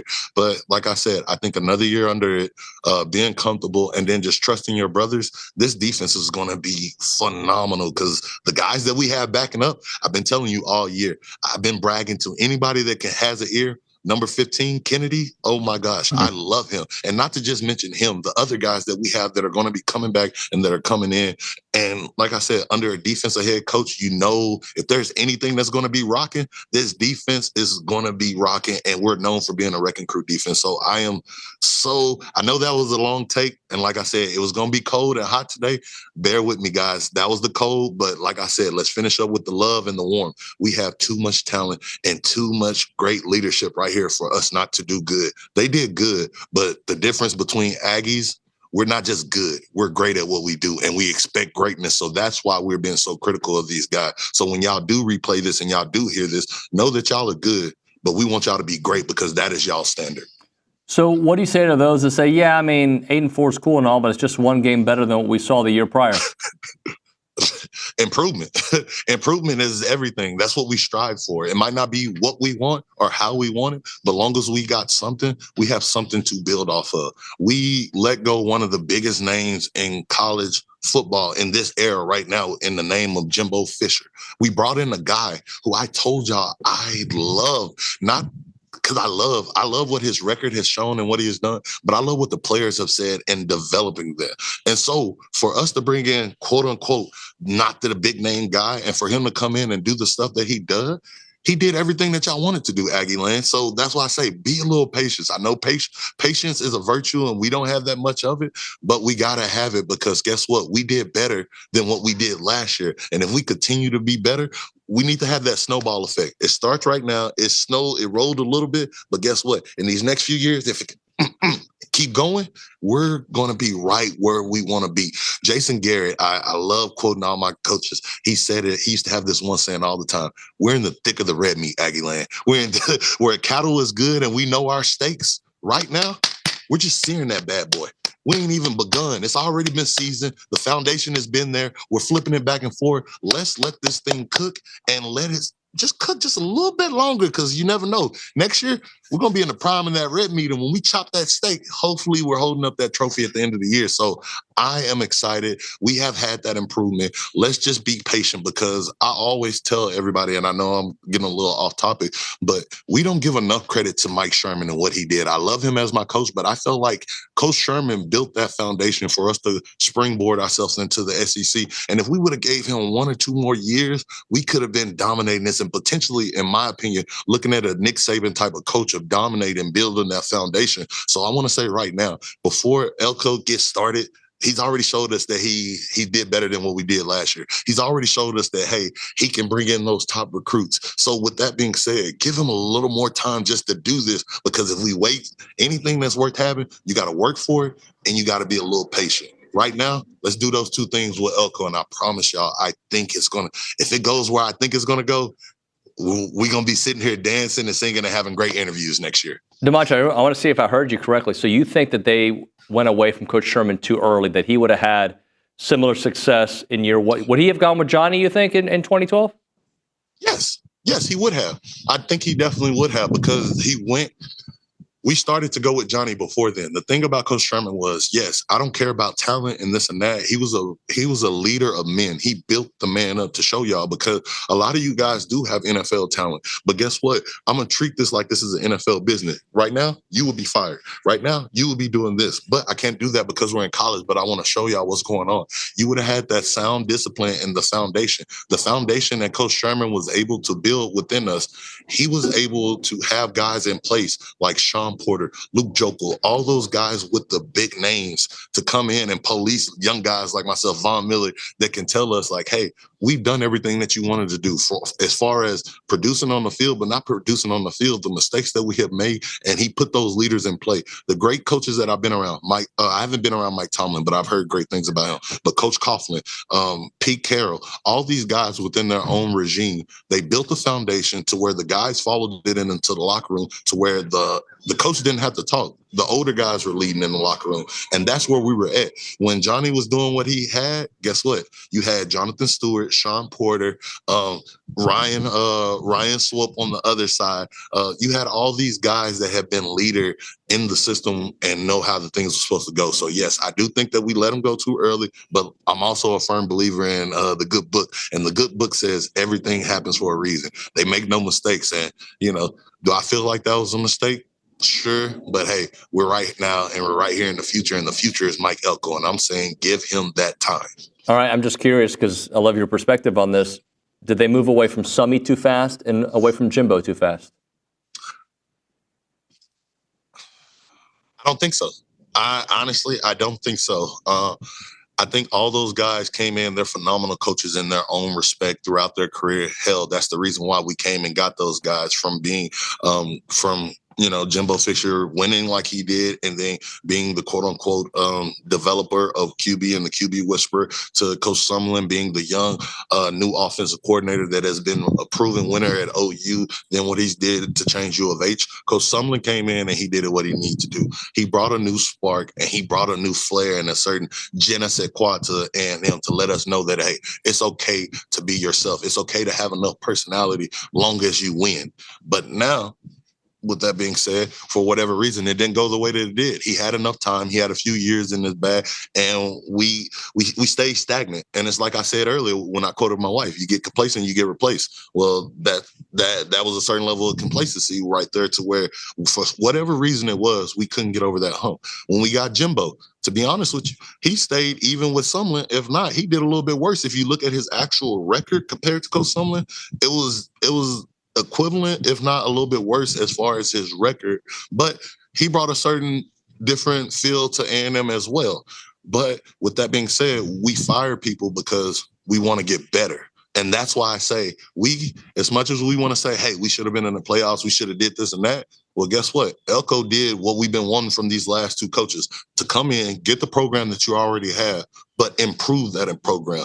And if you haven't improved that program, you get replaced. And so I think it was the perfect timing. Like I said, everything happens for the reason. It's that's above my pay grade. They made those decisions. And with that being said, some people are upset. You're never going to make everybody happy. Some people are upset. Some people like it. For me, myself, I really don't care. I just want to see whoever is at the helm and leading the reins for us to get better. And we have gotten better. So I'm not going to say it was time to let them go or not, but I'm going to say that the time is now, and what we did with Elko and improving. If it's one win or if it's just one quarter better than what we was last year, I need improvement every year. So if Elko comes back next year and he doesn't improve and we have the same stagnant feel like that, then guess what? We'll be having those same conversations about those other two coaches and including him in that category. But I honestly think that is not going to be the case. Damontre, what do you think about Texas? And I don't mean the program itself. Like, obviously that they're the rivals, you hate them. But just this year's this year's Texas team, because I feel like when I talk about them, I feel I'm being very genuine when I say I think they look like the most complete football team in the world. Yet I don't know how much they've been tested. Not in the world, in college football, right? Like, I feel they look that way. But I also look at the team, the offenses they've I think their defense is great regardless of who they play. Mm-hmm. But I also know that they've faced a bunch of second and third string quarterbacks, and I also know that the offenses haven't been rated very high. But I don't even know if it matters. If you get invited to the dance, I think they can beat Georgia this weekend. Oh, man, that's a loaded question. So which part do you want me to answer first? Do you want me to answer what I think about Texas? Whatever you want. Football team? Yeah. Or do you want me to answer, do I think they're going to win? Both. Go start with what the program. What Shannon say? Capital BOAF. Both. Both. Okay, so we're going to start with the team. As much as all right. See, I'm getting a hairball thinking about it right now. But being truthful, because Aggies don't lie, cheat, or steal, or tolerate those who do. TU has done what they have supposed to do. Do I think they have played the caliber of teams that we have playing throughout this season? No, but they did what you want them to do. It's an old saying, because I'm a walking book of cliches, as my wife would like to say, but it's an old saying, you got to knock down the ones that line up. Like, if you're playing, like if you're out there bowling, guess what? I got to go hit the pins that are put in my face. And they did exactly that. They knocked down every pin that they were supposed to, except for that Georgia game, which quote unquote, we can say it was their toughest opponent today. And when they did play them, they got thumped. But also, with them getting thumped, they did everything that they were supposed to say. What's the golden rule? Defense wins championships. And with that being said, the level of the talent level, the play, the schematics, and everything, TU's defense has been playing. They've been lights out all year, and they kept them in the game. And I think they're a more polished version of us. I think it was kind of a mirror match going into this game. We both have two extraordinary defense that we cannot sit here and say, hey, which defense is going to show up? But then we also deal with a slow starting offense and having that firepower, and whichever one catches fire first, that's who's going to win that game. Because even with the game ending the way that it did, we were up and we were in that game until probably the last 4 to 5 minutes of the fourth quarter.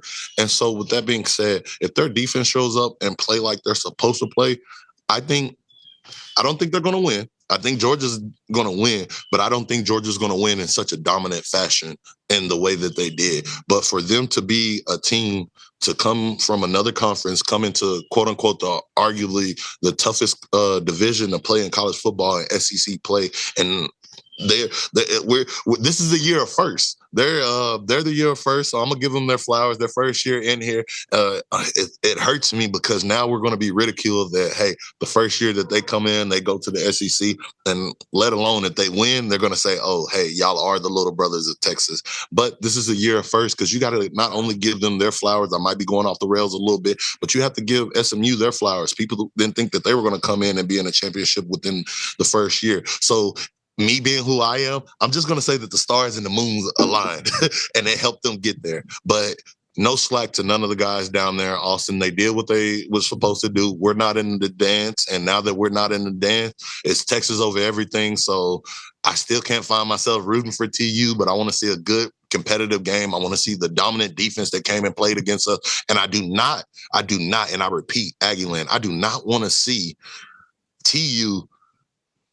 I don't want to see them win, but I also don't want to see them do what Notre Dame did. I don't want them to come in there, beat us, and then come back the next week and lay a goose egg. And then we're sitting here saying we should have beat them. They shouldn't have been in there because now that makes us look weaker than what it is. So with that being said, I can't wait to see this championship game and Texas over everything. So with that being said, I'm going to go with SMU over anything right now. So that way, and once SMU is out of it, if they're out of it and TU's still in there, then I might root for them. Hey, but I don't care if they lose. I'll laugh. Okay, I don't care if it makes us look worse. We are 8-4. We are who we are. So they can lose. All right, they can lose the next two, and I'll be happy. Damontre, please. Hey, appreciate your time, man. Thanks so much.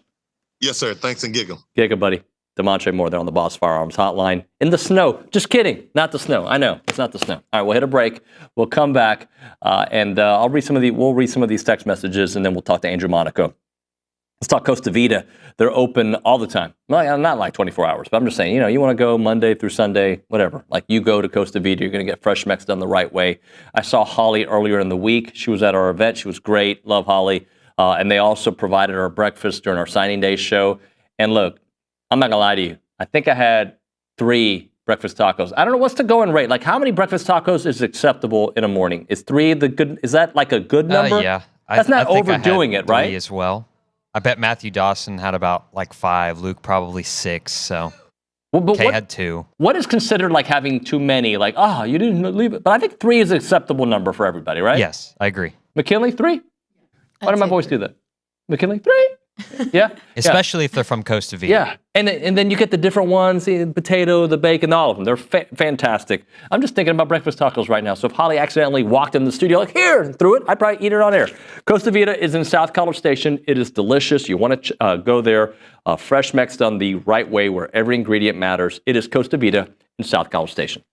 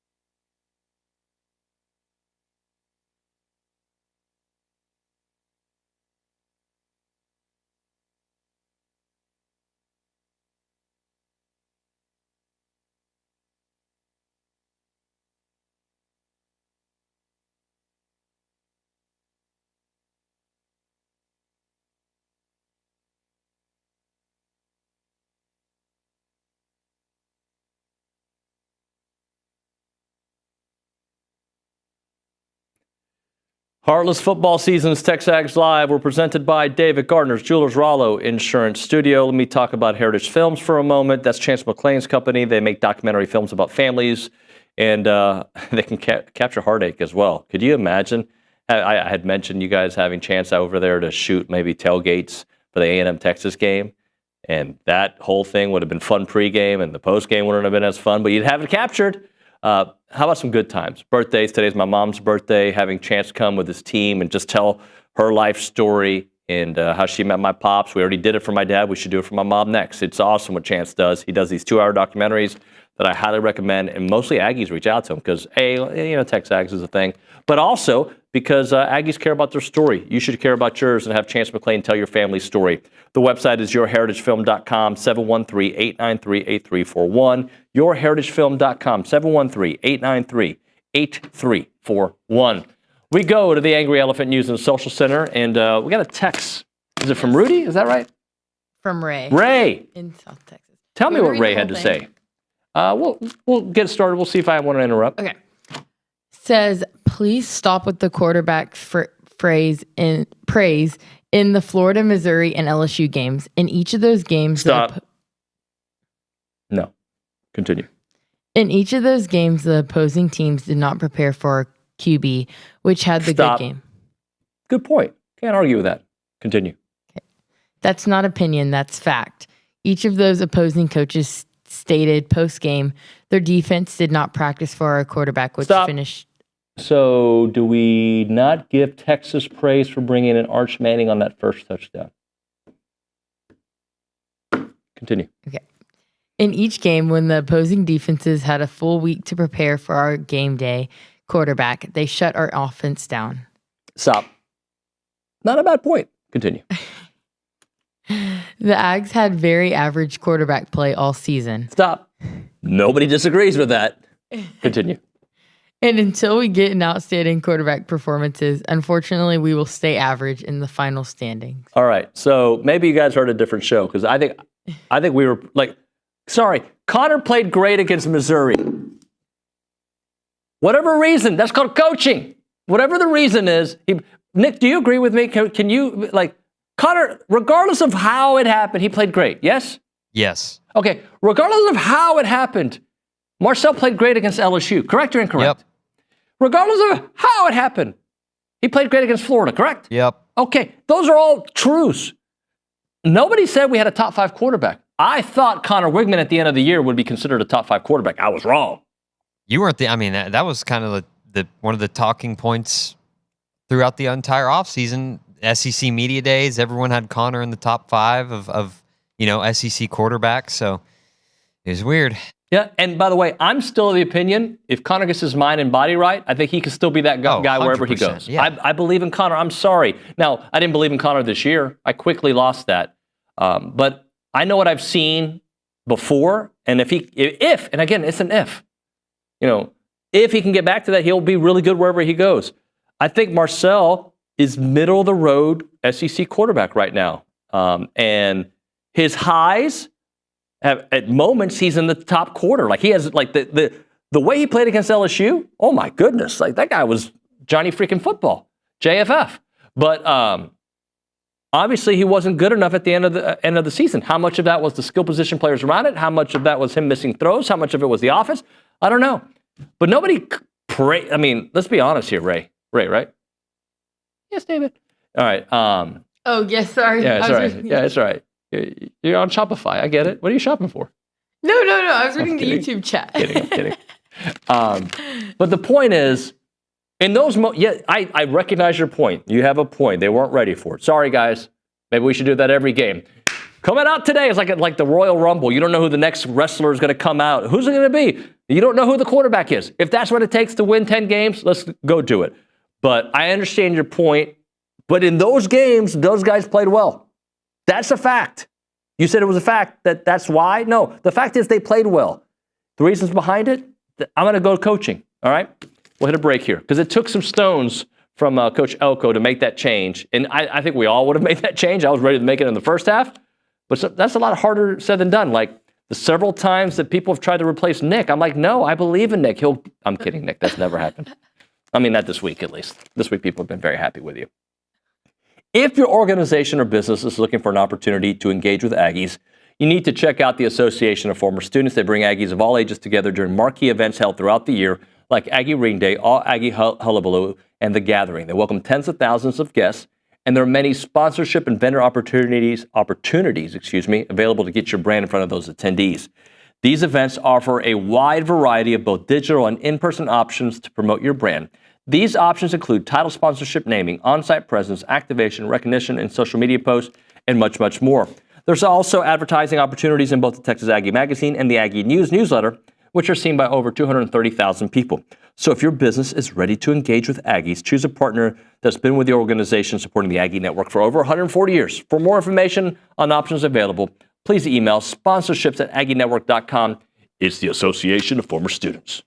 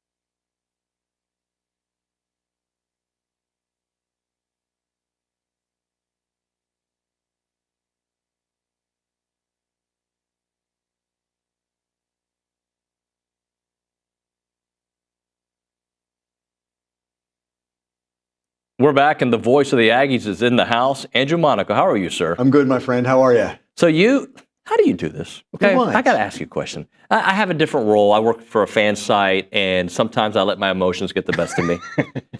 You're unflappable. Like, I know that the games affect you, of course. I mean, we're invested in the players, the people, the personalities. But, like, you are the consummate pro. Like, I listen to you, and, like, obviously you're not happy that they lost, but you still have the same tone for the most part. How do you do it? So during the breaks, I was joking with both my partners. I was joking with Dave Elmendorf and John Thornton about this. During the breaks, they need to charge me for being my therapist. Dave, they can't run that play. John, how can they do that? I know, Andrew. So that's what it is. So it's during those breaks. You get help. I let it all out. Okay. Absolutely. Because I'm watching, I'm like, man, I can't do that. Like, I try to be a pro, and then I'll be honest with you, I think I was very raw and authentic after the Texas loss. Yeah. But I didn't like the way I felt, right? Like, I didn't like that things were bugging me the way they were. And look, Texas was a better team. Correct. And they were the better team all season long. I thought the Aggie defense could have changed the way that game would have played. Yeah, and I think that's what disappoints is to have all those opportunities in November and not come through. And yes, it came down to the last game, but I think when you look at November and how important that is in college football, it's why I don't like rankings for college football playoff coming in October. Mm-hmm. It's like I get it's a talking point. I totally get that part of it, but there's so much that can happen in November that changes everything. And I don't think there's ever been a college football playoff poll that has been the same on October 26th as it is on December 7th or whatever that date is. Part of the thing, though, is after being disappointed is stopping, reeling back and saying, wait a second, what's the bigger picture here? And the bigger picture is actually really positive for that football team. The disappointment is, look, over the course of the season, your expectations change, and you have to change with them as a player. I always thought the Florida win was when the strain and effort kicked in. You thought you had strain and effort in Notre Dame, and it wasn't enough. Well, then you go on the road to Florida, and that strain and that effort leads to a very good road win. And looking back, it's an even better win. Yeah. Right? So you had all of that. But as you keep winning and you're atop the SEC, the expectations change. And there's a reason why South Carolina rushed the field, was because they beat a number 10 team. And let's be honest, the Aggies had been putting it to them since coming into the SEC, right? So it was almost cathartic. But you don't rush the field against bad teams. But as that team, you've got to be a better team when that number gets lower next to your school. You've got to learn to do that. And that's going to be something for this team that Mike Elko and this staff, and I think the players he's going to bring in, or the players are going to stay, I want this to hurt. My problem, David, was it should have hurt after South Carolina and make a change. And it should have hurt after Auburn and make a change. And now it stings after Texas. But something has to change. Well, then what do you think has to change? I think you realize that there's been competition for every single position, that if you think you're walking onto that field in this offseason or into that weight, it's got to change. The weight room, even for as better as they got outworked or outstrengthed, if that's in November, right? Yep. And that's when it's okay. Now you know about that. But you're going to have to compete for your job. Everyone's going to compete. We can look at quarterback and say this, and everyone's going to compete. No one's going to be handed anything. But that started this year. That's the thing. It's funny, we focus on Connor Wigman and Marcel Reed all season, and then Mike would say, well, you know what? If no one paid attention, there was a new wide receiver. Of the three wide receivers, there's a new starting wide receiver there. That's going to be every position. It's going to be if you're going to be the middle linebacker, you're going to beat out Torian York. Good luck with that. But even Torian understands, look, I'm going to compete for this job. Right. I don't think anything's going to be given to any of these guys. Yeah, it's for me, it's hard because if you take a step back, progress, right? And I don't just mean 8-4 progress, which is better than 7-5. But I just mean it mattered in November. But then you lose the last three SEC games. What do you think happened to the defensive line towards the end? Not sure. I'm not sure because it's so funny in all those matchups, David, leading up to that, every single team in the SEC had edge rushers who were quality, who will play next level. Whether they're seniors now or freshmen, you'll see. I think they're all next level. And they're just thinking, well, you know what? the same thing that offensive line has to face when they take on the Aggie defensive line. I think there was a lot of attention to it. I think because of how good they were, I think teams really made a premium in stopping not just Shamar and Nick and Cassius on the edge. You had to account for Shamar Turner and Albert Regis in the middle, and guys like DJ Hicks as well, and Rodas Getachew Johnson. You had to do that as well. And I think, again, the same thing was you can't look past that. That was the strength. But then when they didn't win that line of scrimmage, and that's to me what November came down to. And because it's a line of scrimmage conference is what it is. And you didn't win the line of scrimmage in any of those games, and it came back and it haunted you. Tell me if this is fair. Marcel's got a long way to go. Sure. Yet he was better than I thought, because all we had was the Oklahoma State game, and I didn't really use that as that was just some data to look at. But the passer that he became towards the end of the year was a different passer than the one that faced Arkansas early on. Oh, I totally agree with that. And that just comes with all the reps that he gets. Yeah, I'm with you. Like when he would scramble, the head was up. Before, now, on a designed run, the head's not going to be up. But when he scrambled, that head was up and he was looking, and there was the progression. And you get that with reps. Even with Connor doesn't have a ton of experience. He's got the years here, but because of the injury, not the game. So he was going through a little bit of the same thing. Like Connor really didn't play a ton of SEC road games. So here's Marcel, who's thrust in against Oklahoma State, right? That's new. You're not the number one, right? You're the two going into that game. But give Marcel credit because wasn't everybody surprised he was the two this year and all the work in the training camp? And then leading up to Florida, okay, that's a game time decision, right? Okay, Connor's arm, he's not going to go. It's Marcel. And then when you prepare as the one, and how the team rallies around you, you could see him getting better, as you would say. And that's all on Marcel. Right. And that's the relationship with Colin Klein. That's what that is. I think it says an awful lot about that young man, that he is a better quarterback now than he was at the beginning. You can't just snap your fingers and say, have experience. It's not possible. Right. You've got to see the different defenses. And defensive coordinators in the SEC want to try to show him something he hasn't seen before. But he's been able to figure it out. I said this earlier in the show. I still think Connor's got something. I agree. I don't know. Physically, he wasn't right. Mentally, I don't think he was right after the Notre Dame game. First time he had ever faced adversity really in his career. But I feel like at the right place, if he gets his mind right, he can still be a stud. Oh, I agree. I think someone's going to get not just an outstanding young man, but I think a really talented quarterback. It was the consistency that just was not there. I'm actually going to go back a little bit earlier than the Notre Dame game because I know there was a frustration there. Auburn on the road. Oh, that's Remember true. the 13-10 game? Yeah. Could not figure out how to. Now, again, that's not just Connor, right? That's also teammates. Devon Achane wasn't in that game. Right. So you get that as well. The one thing Connor's going to have to figure out, in my mind, when it's not going well, how do you turn it around in game? Right. Not on Sunday in the film room, in game. And that's what was a little bit disappointing because he's got. See, you got to be a good quarterback. You got to have it between the ears, right? And he does. There's so much that he sees. But that when he does that and is completely healthy, that's the other thing. But I thought difference this year was you could trust that offensive line, maybe from offensive lines in the past. Sure. And I don't know if that was still there. So is that something else that you have to overcome? But I think someone's going to get an extremely talented quarterback, and I wish him the best. One more segment? Sure. All right, we'll have a short one on the other side. It's TexAgs Live, presented by David Gardner's Jewelers.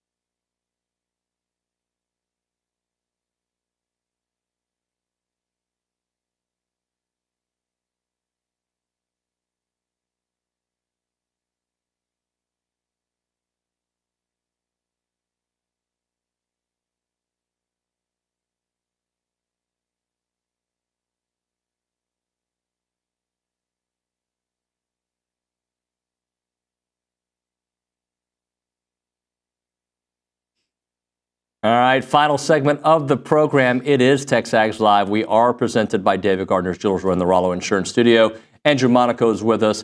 Andrew, we only got a few minutes left in the show, so maybe football comes back up. But Buzz and this team, I'm kind of, what's the way to phrase it? I get frustrated and I get so excited. I get frustrated, I get so excited because we get these stretches where they don't score, and it feels like for years. It's a tractor pull, as Buzz says. But man, they know how to make up for it, don't they? Like, it's like they're like, oh man, they haven't scored in 9 minutes. What happened? Yeah. And then they go out and beat Creighton, and nobody thought they were going to beat Creighton after losing to Oregon. No. They got a chance to, what is it? If they win against Texas Tech, it'll be 4 straight wins. And considering this part of the schedule, it does feel different than last year's preseason or non-conference. They got a ways to go also, but there's something about this team. I'm like, if they're figuring it out now, watch out SEC play. Yeah, that's my thing. And look, after the SEC just did what they did to the ACC, the 14-2 in that challenge, right? That just tells you how hard the SEC is about to be, right? Yeah. For that, because there are a lot of good teams. I've never rooted harder for a team to win than the Aggies against that Creighton, because Oregon was that disappointing. That one hurt. Now, look, I think all 3 teams that they played there in Vegas are really good. Don't get me wrong. Creighton just knocks off Kansas, right?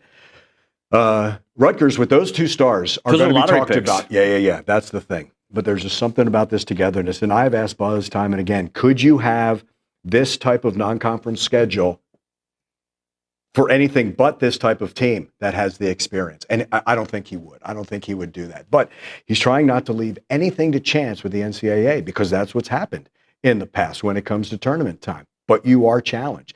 What amazes me is all throughout Vegas is you play 3 teams, 3 different styles, and this team really learns. And then I think the turnaround to Wake Forest, that was almost a schedule loss. It's not a schedule win. That's hard to play on that Tuesday, right? What Wake does. But this team adjusted, and the defense was connected. The Ohio State win, the connectivity was unbelievable. Ridiculous, and I like that word. I think that's the connectivity. I like the change to the starting lineup. And I like that because of the change to that starting lineup, what's coming off the bench are kind of mojo changers, if you will. Anderson Garcia can do that. Manny can do that. Pharrell Payne can do that, right? And again, I get the old cliche, it's not who starts, it's who finishes. And you can see different things there. But yeah, there are times it can be frustrating, but you can see times when it is working and they are together.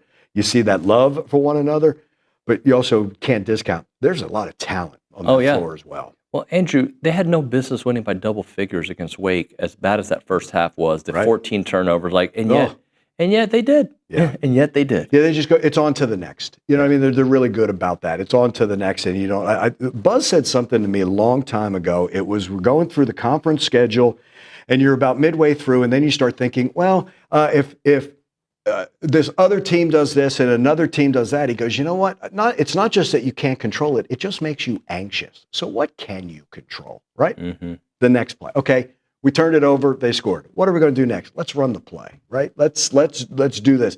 That's over with and done with. And I think there's something to be said for that. And I think it's this trust for one another as well, that these roles, I don't think they're ever going to be defined, because there's so much talent. They do different things. It's not just a one-trick pony for any of those guys.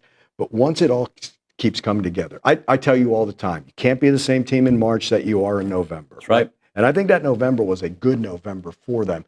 And the beginning of this December is another test. Sunday is a test against Texas Tech. It is a test. And then they'll start off 2024 with a test in SEC play. Who are they playing, Andrew? They're going to take on the Texas Longhorns.